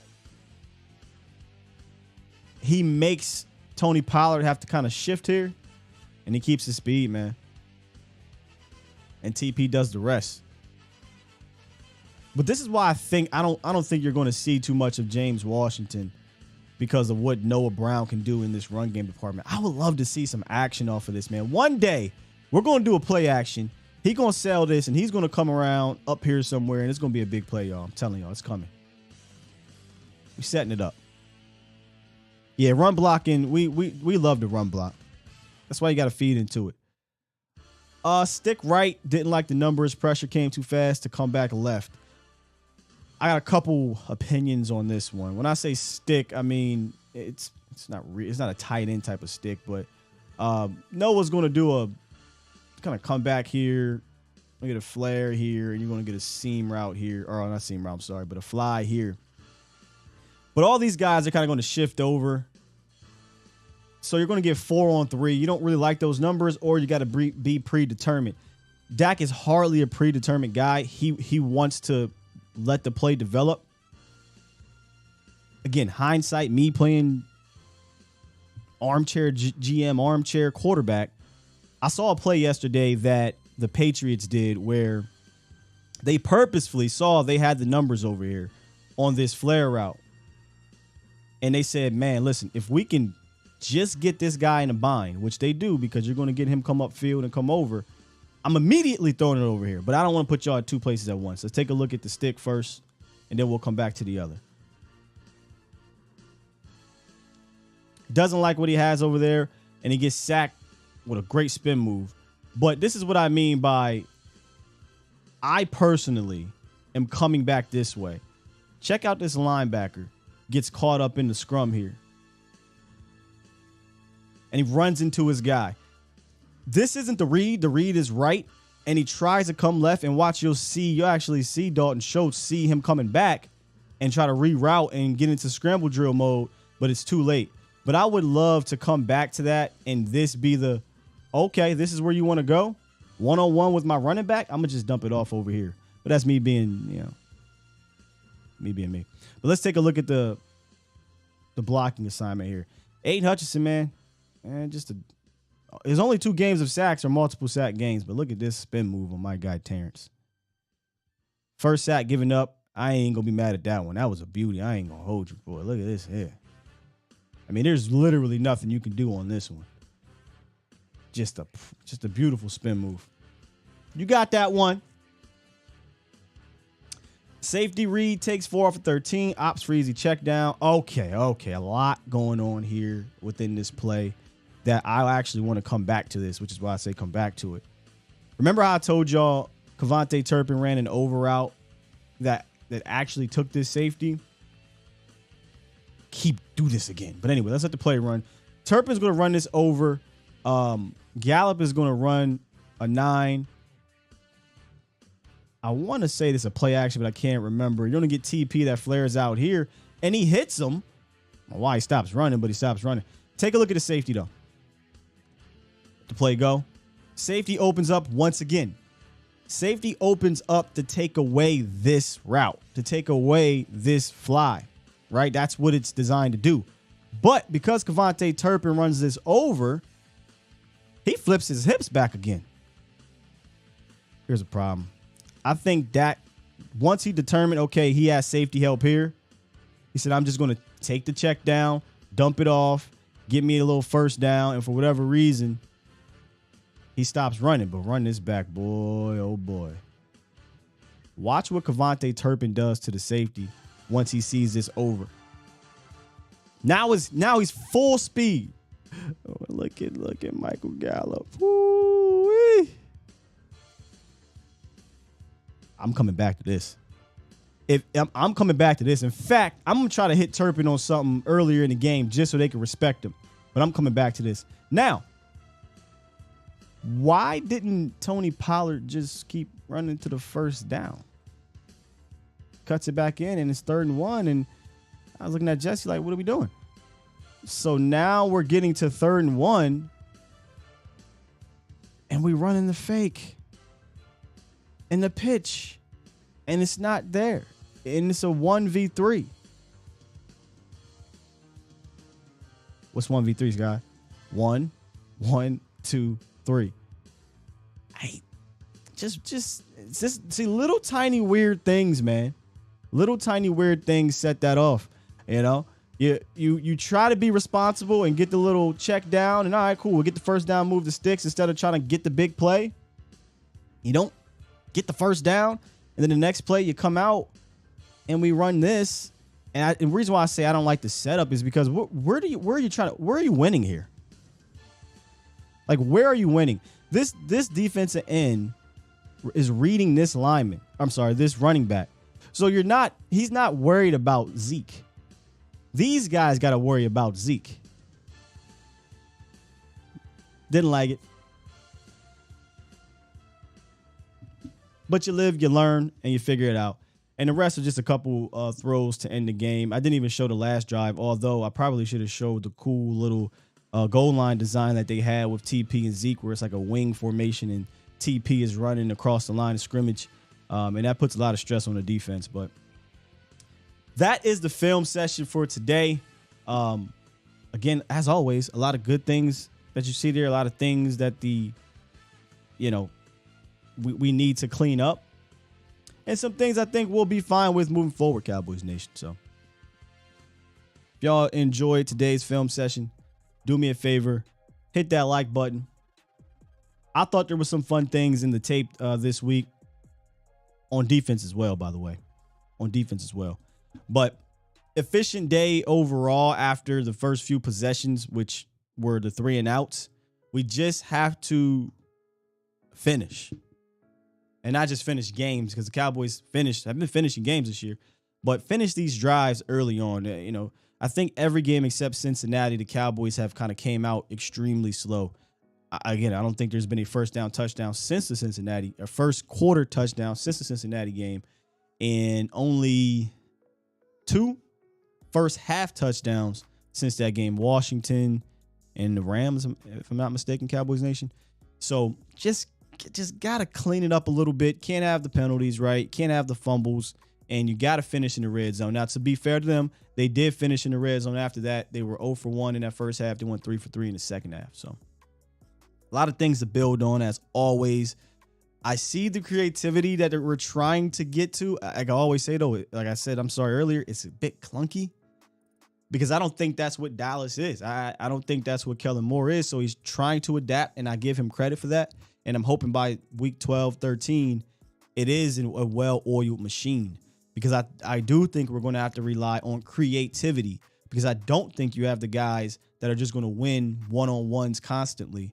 And you're going to have to lean on the ground in that case. So lean on the ground, play the play action, be creative. And I think you're playing complementary football to your top-ranked defense. And that's what you're going to have to do to win moving forward.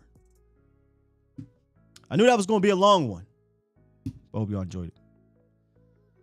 Let's get to the line. Los, you a crazy son of a gun, man. You held on to this. You stayed on the line that entire time, Los. I appreciate you, big dog. What's up?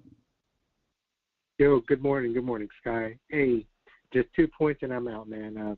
Third and shorts, we have to get better. And we can't minimize those opportunities, because if Cowboys are able to convert those more, there will be more opportunities to score and keep your offense rolling. Sorry about that. And I forget which year was this, guy, but do you remember a year where we had to control the clock and convert all these drives with either touchdowns or points just because our defense was just atrocious with indeed. Romo? Yeah. So if we are able just to get part of that formula, or just driving down the field with this defense, it can go a very long way. Especially, I don't want to get into it, but if our expectations are where they're at now, we just can't go into a game without an identity, because you already know how it went last year. And I say this because a good example is coming up this week. Bears know who they are in defense and offensively, and they are hoping to develop in the passing game. But if you let them play to their strength, a momentum can shift quickly to either side to the ball. So Cowboys are failing your defense time and time again. That's any team, bro. Right? Like any team, if you let momentum carry any given Sunday, the Cowboys are a better team. They should go out there and beat the Bears. But if you're not on your A game, then yeah, any team can get you. I mean, we shouldn't be taking anybody lightly. I know a lot of people keep saying don't sleep on this, don't sleep on that. Bro, are we not watching the NFL? I'm not talking to you, just in general. Every team is getting beat except the Eagles right now. But every team is getting beat, and every team is in these competitive games. So, yeah, if you're not on your A game against the Bears, they can beat you, sure. Yeah, so if Cowboys are failing this defense time and time again, sooner or later it will cost you. So that's all I hope they work on. And to close, I know you'll touch on this defense tomorrow, and me and you can sound like a broken record about Cox and Clark, but I hope we just can get them some snaps, because LVE and Barr do look lost in the ability to get lost and targeted in the run game or in pass plays.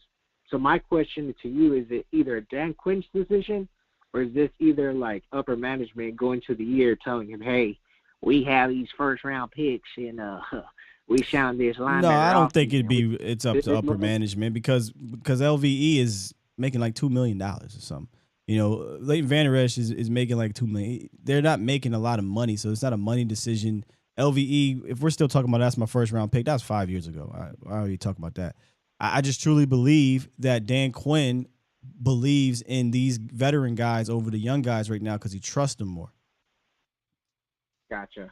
All right. Well, that's all, Sky. I just hope we can clean that up soon. And, hey, and my final thing is, if we can trade for one of these players, a wide receiver or linebacker, I would prefer a linebacker, just because I already know Dan Quinn will utilize him like the best to his ability.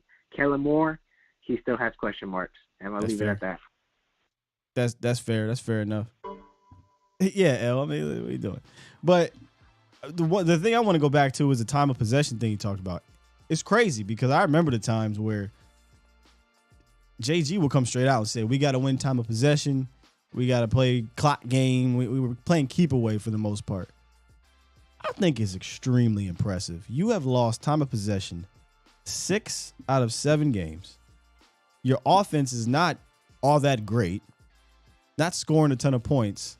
And yeah, you're sitting at 5-2. I think that's impressive, man, because if you start converting on these third downs and then scoring in the red zone and things like that, and time of possession is going to go up because your defense is going to get other teams off the field, whether it be through whether it be through third downs or turnovers, which are starting to pile up.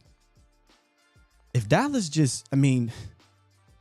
you might not even need to score a bunch of touchdowns, but if you just get first downs, get on the other side of the field, flip field position, if you got to kick a field goal. Man, you're talking about putting your defense in a crazy position moving forward. CJ, what you got for us, man? What's going on, Scott? How you living, man? I'm good, bro. How you? Oh, man, I can't call it. I got a day off, so that's why I've been so much in the chat. I usually listen to you while I'm working. But two quick things. Kellen Moore needs to start scheming it up with Turpin a lot more. I would say, run him up the field a couple times. It'll open up the underneath. Once you start hitting the underneath, he's open in the back. You've seen it in the film study. I think they need to start putting him on the field more just to start scheming him up a little bit more. Yeah, just a little bit. 6 snaps. 6 snaps is fine, right? If he's, did I say that right? 6 snaps, a tongue twister, is fine. But I kind of want him to be a threat in those 6 snaps, right? Like maybe you give him the ball 2 of those snaps, and then the other 4 he's kind of a decoy. But in decoy, I don't care if it's a jet sweep, I don't care if it's a fly, I don't care what it is, but make teams say, okay, 9 is out there. This dude got some juice. We got to respect it here. Let him run the 40 a couple of times. They'll respect it. Right. And another thing, between Dak and Cooper Rush, I noticed one thing. A lot of passes that Cooper Rush was throwing was into defenders. A lot of the passes that Dak was throwing was getting it out the way. I saw that a big difference, especially in that play that CeeDee Lamb caught when he threw his hand up. Yeah. If it was Cooper Rush, he would have tried to lead him. But he wouldn't even attempted that. He wouldn't have attempted that play. Because you got to remember, Dak was rolling a little bit. It wasn't even rolling. He was kind of floating a little bit, and he had 31 bearing down on him. Cooper don't have the arm strength to do that off balance. I don't think he throws it to CeeDee Lamb. I think he tries to come down to either check it or just throw it away, but he doesn't have the arm strength to make that play. If he tried to, that's probably getting picked. Yeah, that's what I'm saying. Cooper Rush would have led him because CeeDee Lamb was running towards the sideline. But that Prescott, this is the thing about him that a lot of people are missing. He's throwing out away from the receiver. So CeeDee Lamb, that's one thing that I feel like he likes. He likes to adjust, turn around, quick, pass right there. You know what I'm saying? I hear you. But that throw in particular, you do want it out there. I just don't think Cooper Rush would have got it out there.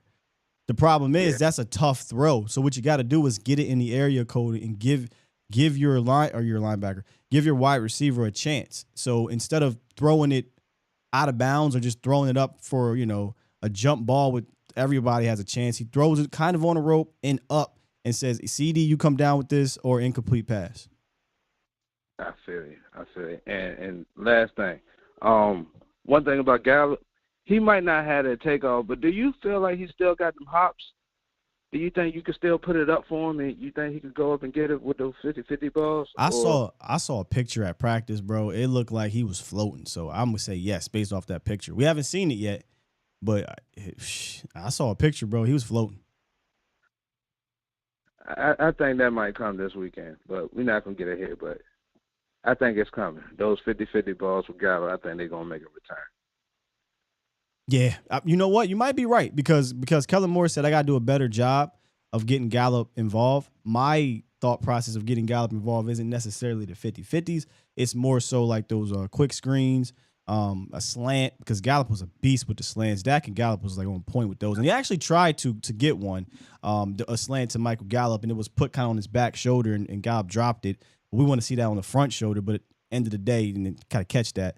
But, yeah, I think you got to get Gallup more involved underneath first, and then that deep thing will come.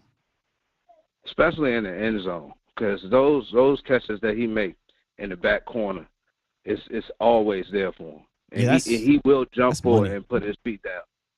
To me, it's money. I don't even call it 50-50 in those situations. It's 100 or nothing. Either Gallup's coming down with it or nobody's coming down with him, bro. 100. That's 100. All right, Scott. That's all I got for you. Keep on doing it. Hey, I love the film study, man. It was great. My man. Thanks, bro. I've been trying to keep those going as much as I can, man. Hey, man. Keep on doing your thing, bro. Salute. Yeah, somebody said, is it even 50-50? It's 70-30. I joke around 100-0, but it probably is more 70-30. Over his career at the very least, man. I hardly see him lose those jump balls. It's either he's coming down with it or nobody's coming down with it. How many times have you seen a guy pick it off on Michael Gallup? On a jump ball? I don't recall too many times. So, yeah. But that's a play that, it's not a play that you just say, hey, we're going to draw up this jump ball. You know what I mean? If it's there, if it's one-on-one, single high, look off the safety and then throw it that way, sure. But you kind of don't want it to be a jump ball. You want to catch it and go. But if it has to be, it has to be. But I would love to see Gallup more involved in the red zone from a jump ball standpoint. But we've been scoring touchdowns on the ground in the red zone too. So that's a welcoming thing. So I don't care how you get it in the red zone. Just score. Y'all crazy. Reek, what's up? Hey, what's going on, Sky? What's up, Cowboy Nation? What's up with you, bro? Cooler, man. Like, share, and subscribe, man. Do we have a James Washington sighting yet? Not yet, but it sounds like he's getting closer, though.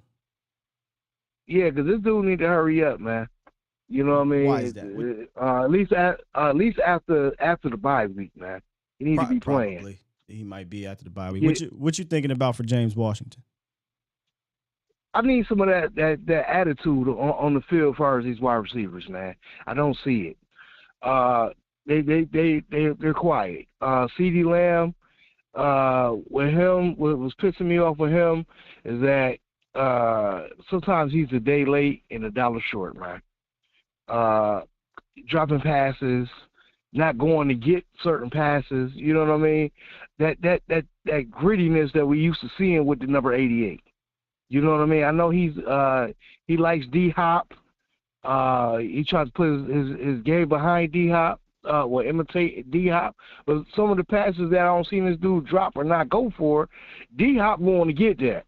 You know what I'm saying? There's no question in my mind. To me, it's too showboatish for me with CeeDee Lamb. You know what I mean? It's like we need more out of him, a little bit more out of him, especially going. I know Dak just came back. We got to give him a little time for him and Dak to get that connection. I respect that. 4 for 6, 70 yards. But I know. Yeah, I understand. So sometimes I don't know with CD, man, it just seems a little bit too showboatish. And there was a play, I don't know if you saw the breakdown, where he had a touchdown and Dak was about to hit him for the touchdown, but the pressure got there. Yeah, I got you. Everything got to click up. Everything got to line up. It sounds like you got a problem. It sounds like you got a problem with his demeanor more than his. Sometimes I do. Sometimes I do because it's like I don't know, man. It's sometimes I do with him, but I know he's a good wide receiver, man. The only thing he can do is improve. I got you. I'm with it all the way. But the reason I'm saying we need some attitude out of these wide receivers, I need somebody to go catch a first down and go point the ball down, point the first down ball, the ball down first down and drop that shit and go to the huddle and pump these dudes up sometime. Because we need a good third wide receiver, man. Noah is okay, but I need some more. Say what?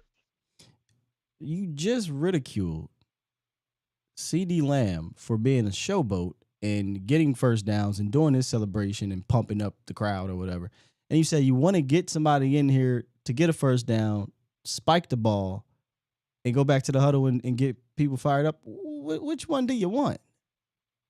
What I'm saying is this. Guy. I don't see the toughness out of our wide receivers. Sure. That's just me. It's more quiet. It's too damn quiet. So you know what I mean? So hold on. You don't think Noah Brown tough? He's okay. I'm talking about He's tough. okay. I'm talking about tough. You're bringing up tough. You don't think Noah's tough? I think Noah's tough. Yeah, Noah's tough. Yeah. But I don't know, man. It is always, to me, it's like we always had. I think we Michael need that, Gallup is tough. I think that's a tough wide receiver there. He's just hurt right now. CeeDee Lamb is not a Des Bryant. I know we see this 88. Everybody wants him to be 88 because he got 88. I hate that Dallas has this whole 88 thing because they put it on somebody and all of a sudden they supposed to be like everybody else. That ain't CeeDee Lamb, man. Like he's not that type of. He's not Michael Irvin, Des Bryant. It's not who he is, right?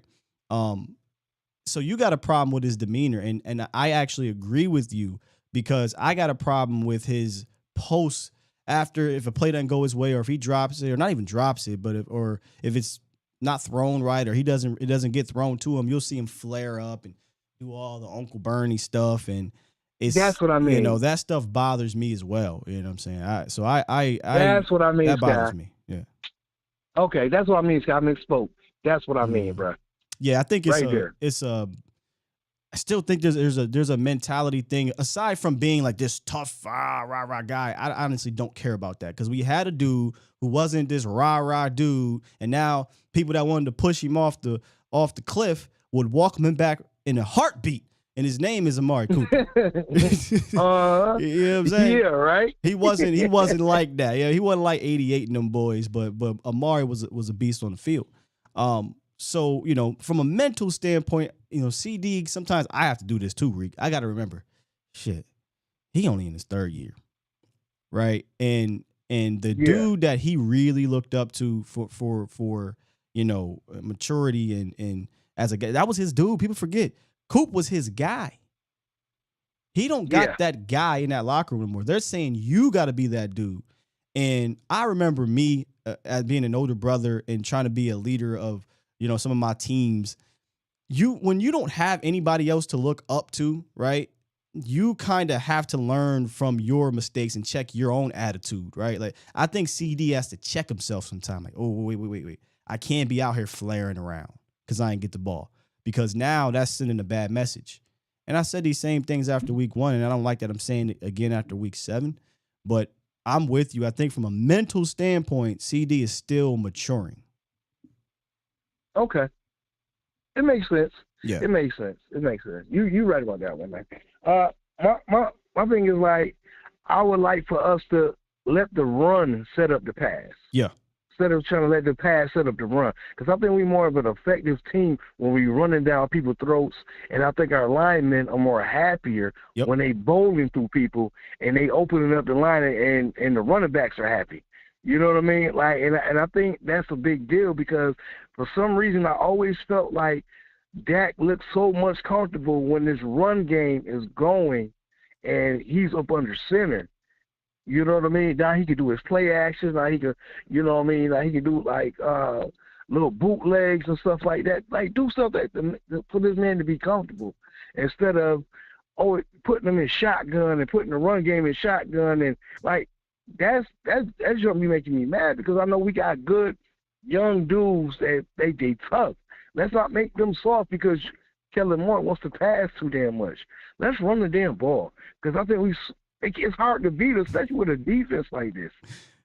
Dak has never had a defense like this. You got to play to that strength. My man Reek coming on here like we didn't run the ball 30-something times and pass it 25 times against Detroit. Reek, we did that. Yeah, but I want to stay consistent with that. You know what I mean? I just want to stay consistent with running the ball. Yeah. I don't want Kellen Moore to be like, oh, Dak's back, so spread them out. Sure, you know what I mean? Like that's where I'm at with us, Sky. Yeah. And we got these good young tight ends, and I like their energy. So I really believe if we can run this ball effectively, man, with our defense that we got and special teams that we have, man, it's going to be hard for these teams to beat us, man. So do what we did against Detroit. Say it again. Do what we did against Detroit with Dak back. 25 passes, 32 rushes. Yeah, that's what I want to see, man. Because that's all I want to see, man. I don't want to see no flash, like, you know what I mean? I don't want to see these dudes throwing the ball all over the field, man. I just want to see us running, and I want Zeke to be happy, and I want Pollard to be happy. Let's do what we got to do, man, because we can beat these teams, man. I can't wait to see Philly again. All these people talking all this shit. I cannot wait. Can't wait either, bro. That game is circled like 3 times on my calendar, man, because I'm like, yo, and they play on my birthday, man. I cannot wait. I cannot wait, bruh. Oh my God! All my Philly friends that I know, they talking big. Oh, walking with their chest up. I said, y'all beat our backup quarterback, and we almost still came back and beat y'all. Rick, let the beat build. Let the beat build. And then, when December 24th get here, hopefully it means something, right? Because I don't want them to have everything locked up. I hope that means something, Rick. But let me get to the rest of these callers, brother. All right, man. All right, thanks, Sky. Thanks, Cowboy Nation. Yes, Peace. sir. Appreciate you.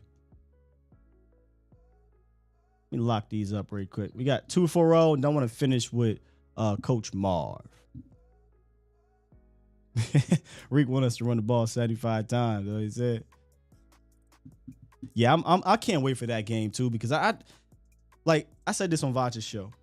I do think Kellen is who he is, but there is a little bit of confidence here, right? 6 out of 7 weeks, or is it 5 out of 7 weeks? We've had a run more than throw more ratio. We even had a game where we weren't running well, and they continued to stick with it. And what happened off of that? Play action was working, et cetera, et cetera. And he came out and said, man, wanted to throw the ball all game because that secondary was trash. But he didn't. And I just think you're seeing everybody kind of come in unison here. Dak comes back, and before Dak comes back, he's like, hey, I am seeing this way different than I was before because of what we got defensively. I understand how we can win. I don't need to throw the ball around 40, 50 times. Right? I can be a well-oiled machine within this offense. So, you got the quarterback on the same page as your offensive coordinator. Now it's tweaking these things so you can hit at the end of the season. End of the season, you play Philly? Yeah, come on. Come on, man. Let's go. 240. What it is, what it do.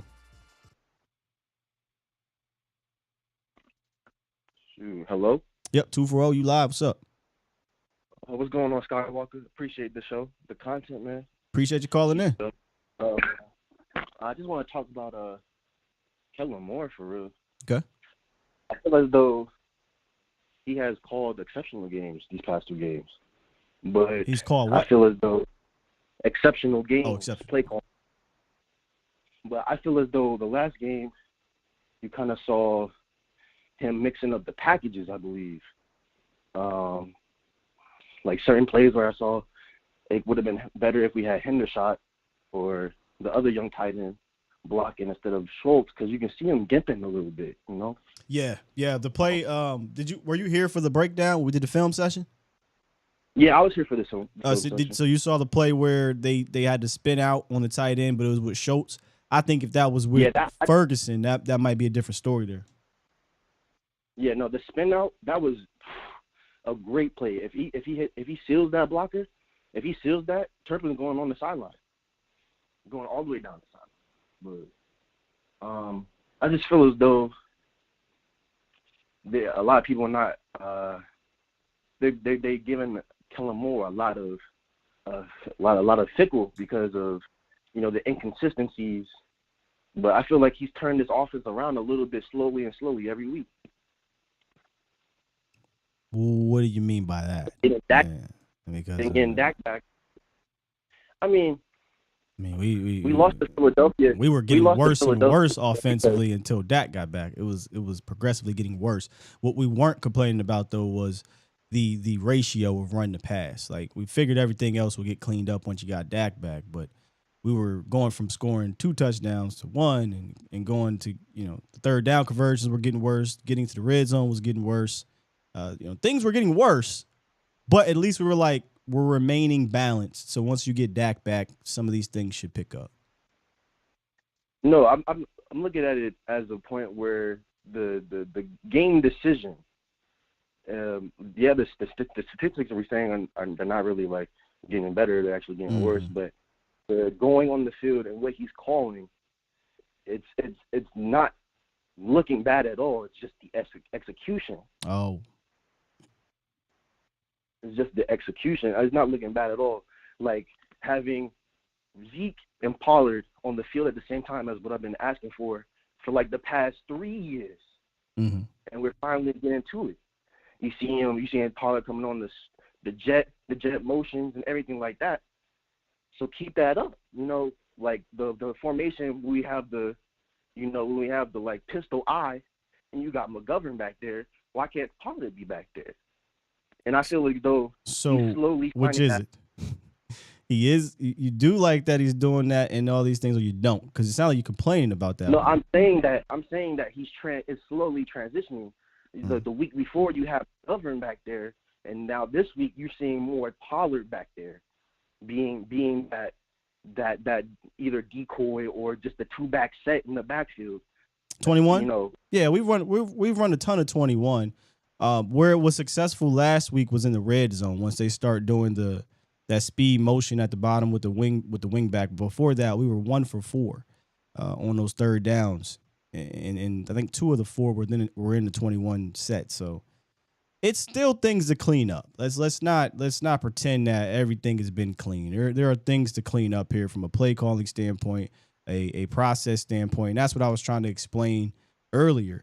Is that there are things that they are doing well, and there's things that they got to clean up, and they're clearly trying to figure out who they are within their identity. And that sounds crazy, but they know they want to be a run team. They know they don't want to throw a ball 35, 40 times. But now we got to figure out how do we set that up from a consistent basis. I don't know if you agree with this, but I don't think we've been as consistent in regards to that. We're trying to figure out what works best for the Cowboys. And through week 7, we haven't found that out on a consistent basis just yet. Yeah, no, I fully agree that it hasn't been consistent, but just the fact that we're working the gears and you can see them trying to find that out. Right. Yep. That's what I said earlier. I said pat on the back for them trying. Like he's trying some things here, and hopefully by week 12 they click, so that we're not like, all right, week 15 we're still trying some things. Yeah, and I also have one question for you. Yep. So with the loss of Jordan Lewis and Matt Waletzko, do you believe that the Cowboys should go and get a veteran, either a defensive back or another lineman? We lost Fournier too. They're not going to do that though, because Alec Lindstrom is a guard to come up for Fournier, and I'm talking about Fournier. And for the tackle spot, Josh Ball, he's still here. But for DB, they're not going to do that. They got Deron Bland and then Nashawn Wright might come up. So I think they'll be fine at DB. Okay. Well, thank you for taking my call, and I appreciate all the hard work, man. Keep it up, man. Thanks, bro. Appreciate you. Tino, I like this question. What's worse, play action, play design, or play calling, play design, or play execution? I would flip the first two and not go in that order. I think the design had been weird all year, but I like some of the designs they've done.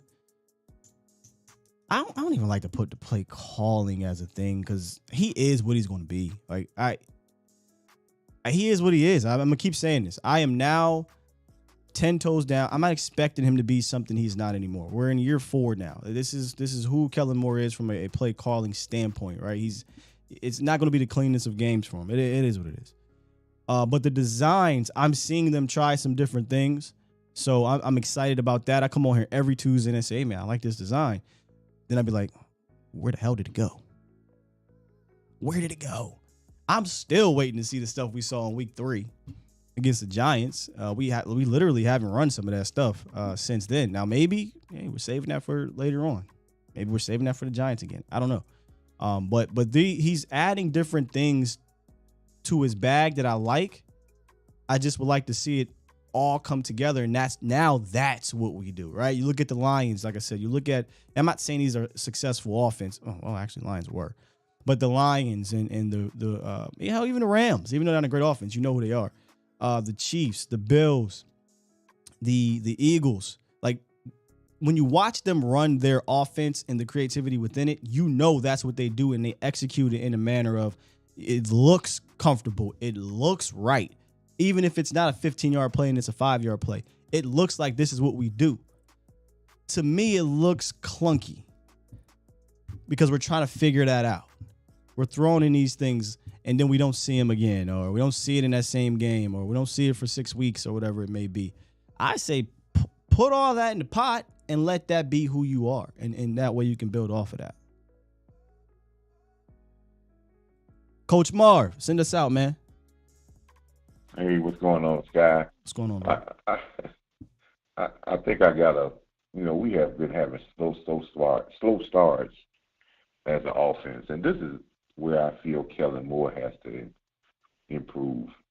I think he has to improve more before the game, because it seems like the scouting that we are doing and the plan that we're doing in our scripted plays are all over the place. Very good point.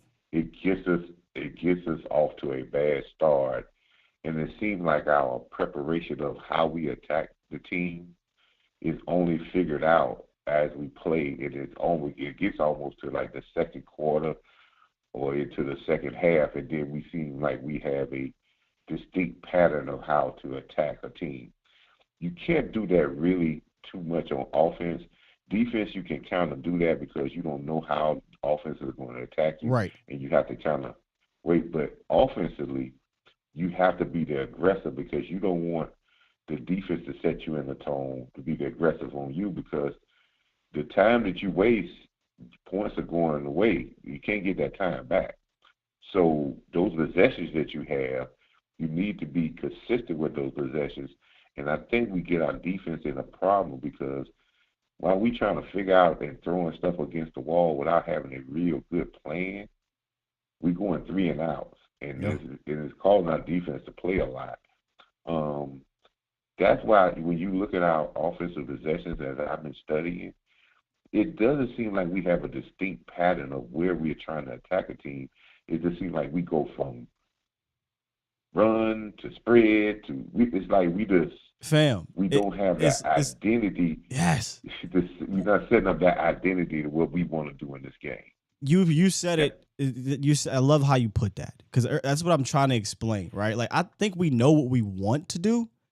I don't think we know how we want to do it, and we see it in the first 15. I feel like every week it's like, well, what is? It's just like we're throwing shit at the wall and seeing if it sticks, and then if it does stick, we're not really coming back to that the next week. So you're right, man. Getting off to good starts early even if you're not scoring, but from a identity, from a flow standpoint, is so important for this offense and defense. And I think if we go back to the Amari Cooper, and I'm not saying about Amari Cooper being on this team, but I'm just going back to where he showed me a philosophy thing. When he was talking early in the season, when he was in the interview, and he said where he knew he wasn't going to really be in the offense. Well, he knew how the offense was going to go, because if we don't really practice it and how it goes in practice, then we're not going to really do it in the game. So I think we don't have a very good flexibility in our offense, because if we decide wrong about our game plan and we practice that, it's not our philosophy to change in midstream or have a versatile game plan to go to something that works. And sometimes we get stuck in the mud of doing what we seem to should have worked, but it's not working. And it seems like we just struggling, just trying to grind it out, trying to make it work. You know what I'm saying? It's almost like this is what we practice, and that's how we're going to just try to grind it out. It looks clunky. And but that's all that is. I'm learning, coaching, that all that is about being adaptable. And there's something about being an offensive coordinator. And this is where I don't think Kellen has become. He's maybe a good play designer. You can find guys to be play designers. That's not coordinators. He may be a guy that can call plays here and there. But his coordinating skills of putting things together, setting things up, getting the identity, and always using his play calling to get back to what he wants. And that's where you impose your will to get back to getting the ball to our Lambs, to our Pollards, to our Ezekiel Elliott's, because we are going to manipulate you so we can get what we want and not let you dictate to us what you want to give us. That's what a coordinator does, and that took me a while to learn. It takes a lot of people to learn because you have to learn psyche, you have to learn the mentality, and you have to learn the influence about what makes your team rock and roll. Right. And when we start running the ball, that gets us in rhythm, and that makes us rock and roll. And I think Kellen Moore is still taking these years to figure that out about how to use his players and how to coordinate an offense so it can be smooth. It may have some problems because other defenses are going to play well, but we'll know how to get back on track because we'll know what our identity is, what makes us good. That's this growth in him he needs. Man, good stuff, Coach Marv, as always, man. All Appreciate right, you, big have dog. a good one, man. Keep on pushing, brother. You as well. Hey, Scott. Yep. Go ahead. I got you. Thanks. Yep. Kellen needs to be in the box. I think we started this one time before. Marv, me and you on the same page. We would love for that to happen. if he's here next year, I might go to camp with a sign. Kellen, go in the box. What are people talking about? We'll see. I'm gonna try to get that push to him, man. I think, man, he will be able to see the game better, and he's not dumb. I say this all the time. Kellen's not a dumb dude, and I feel like if he sees, 31 is flipping his hips when Turpin is going on this over route. Hey, Dak, let me get in my coordinator bag. One second. Let me get in my coordinator bag real quick. Hey, Dak, we got 31 flipping his hips here. On this next play, we're going to run play action. We're going to send 13 on a 9-route touchdown. Let's do it. Break. Like, I feel like he would, you know what I'm saying? He'd see that. He can't see that down where he's at. Can't see that. He can't see that in the midst of players. And with a coordinator, sometimes his own eyes need to see things so he can get a feel. And listen, he's a young coach. So he never experienced. He just started coaching. So he never experienced. He needs to experience both areas of view so he'll know what's good for him. He's still trying to learn what's good for him. He never been in the box. He just started coaching. Facts. So if he does it, he may get a chance to see that sweat, that back out the backfield, to see the adjustments the defense is making pre-snap and not depending on someone else to tell him. He can actually see it and it'll put him in a better flow. And he's still, because he's not a motivator, so he can still be on the phone and talk to Dak. He's not a guy that's going to motivate guys on the sideline, so he really don't need to be there. Right. You damn right about that. Look, appreciate you, Coach. I'm going to go ahead and touch on some of what you've been saying, man. All right.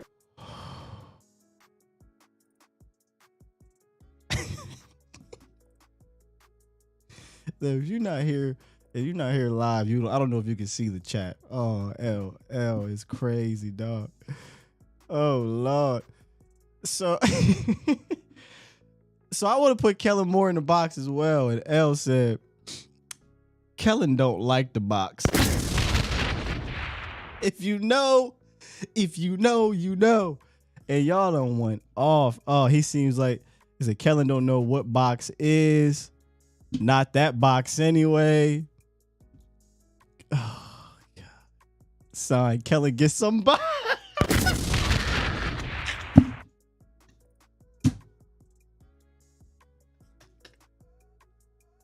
So my sign should say, Kellen, get some box.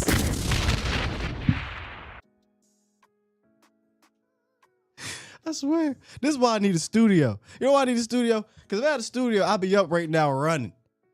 I'd be wanting to move. I can't move. I'm confined in this little box. All right, I'm done. Real quick, I want to read. No, I ain't gonna read the super chats yet. I'll get to the super chats after. Can I get serious for a second? Coach talked about setting things up, and dog, I'm never gonna be on TV. I can't do it.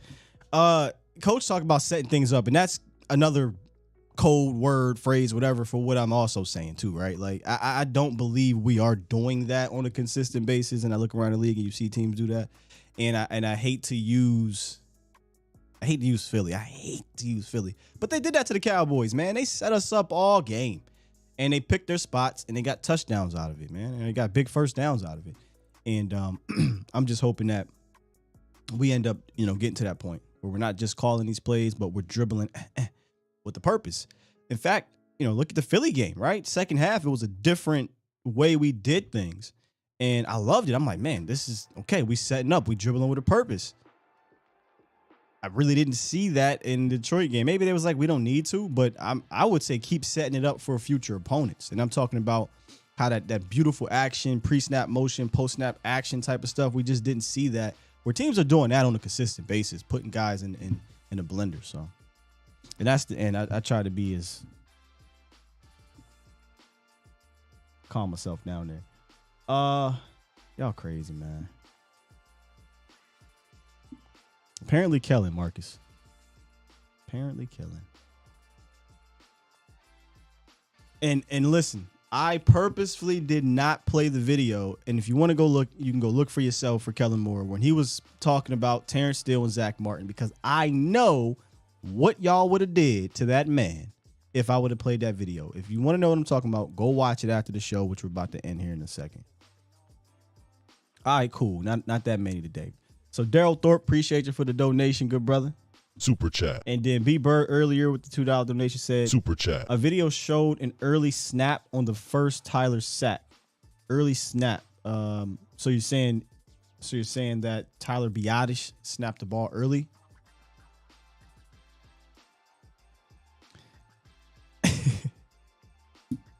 Y'all crazy. Get in the box for dummies. I wonder, there's probably a sector of people out there that have no idea what the hell we're talking about, but I appreciate y'all for sticking around.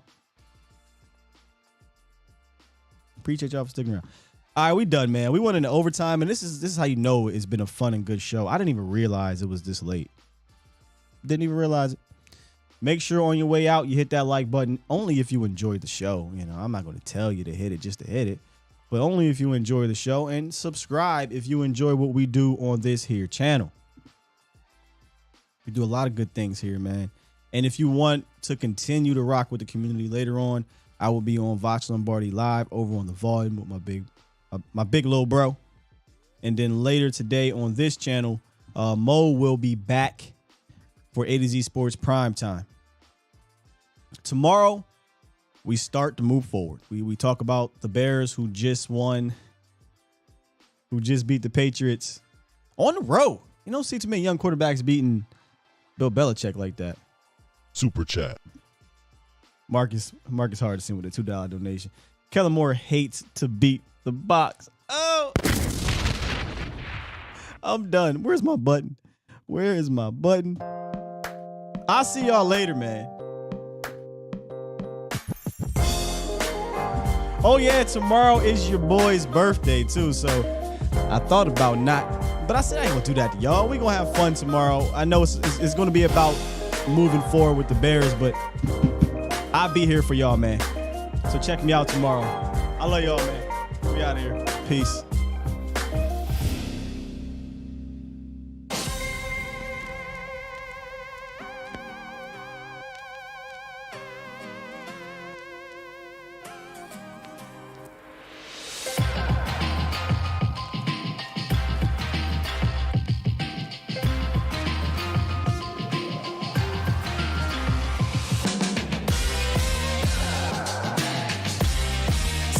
Centennial.